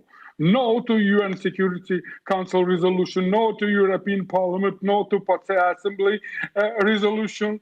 And even recently, Russian president offered them humanitarian truce. Immediately after that, after humanitarian truce offering by Russia and signing by Armenian minister in Moscow, they shelling Ganja and as always killing children and women. Killing children and women is a tactic of them for creating order, chaos, and continuing ethnic cleansing. We definitely believe that Armenia was, when they started offensive to Azerbaijan, they're not expecting that Azerbaijan had a modern army. Azerbaijan doesn't need military support from Turkey or as Armenians, some Middle East group. They invited PKK and Asala, and when US and UK government warned about terror, Mr. Marukian, they mean Armenian terror because they're afraid of Armenian terror. And right now, Azerbaijan had a military operation on its own land, in its own territory. Only Armenian army occupied Azerbaijani territory and out of zone of conflict, shelling and killing people in very big cities of Azerbaijan. Right now, we should implement international legal system. We have to stop Armenian aggression. We have to stop Armenian terror, and we need support from international community. If there are a rule of law, if there is a rule of law, Armenia should stop it. If not, if there is a rule of power, Azerbaijan has a modern army and Azerbaijan can defend itself. Armenia has a support from Iran. Russia did not give them only weapon. Thank you. And we hope that Council of Europe will support the rule of law. Thank you very much. We come to the end of the current affairs debate. May I give you a small information on the way unfortunately I had to conduct this. We had 6 colleagues from Azerbaijan taking the floor. We had 6 colleagues, so the same amount colleagues of Armenia taking the floor. We had 12 colleagues of neither Azerbaijan nor Armenia, 1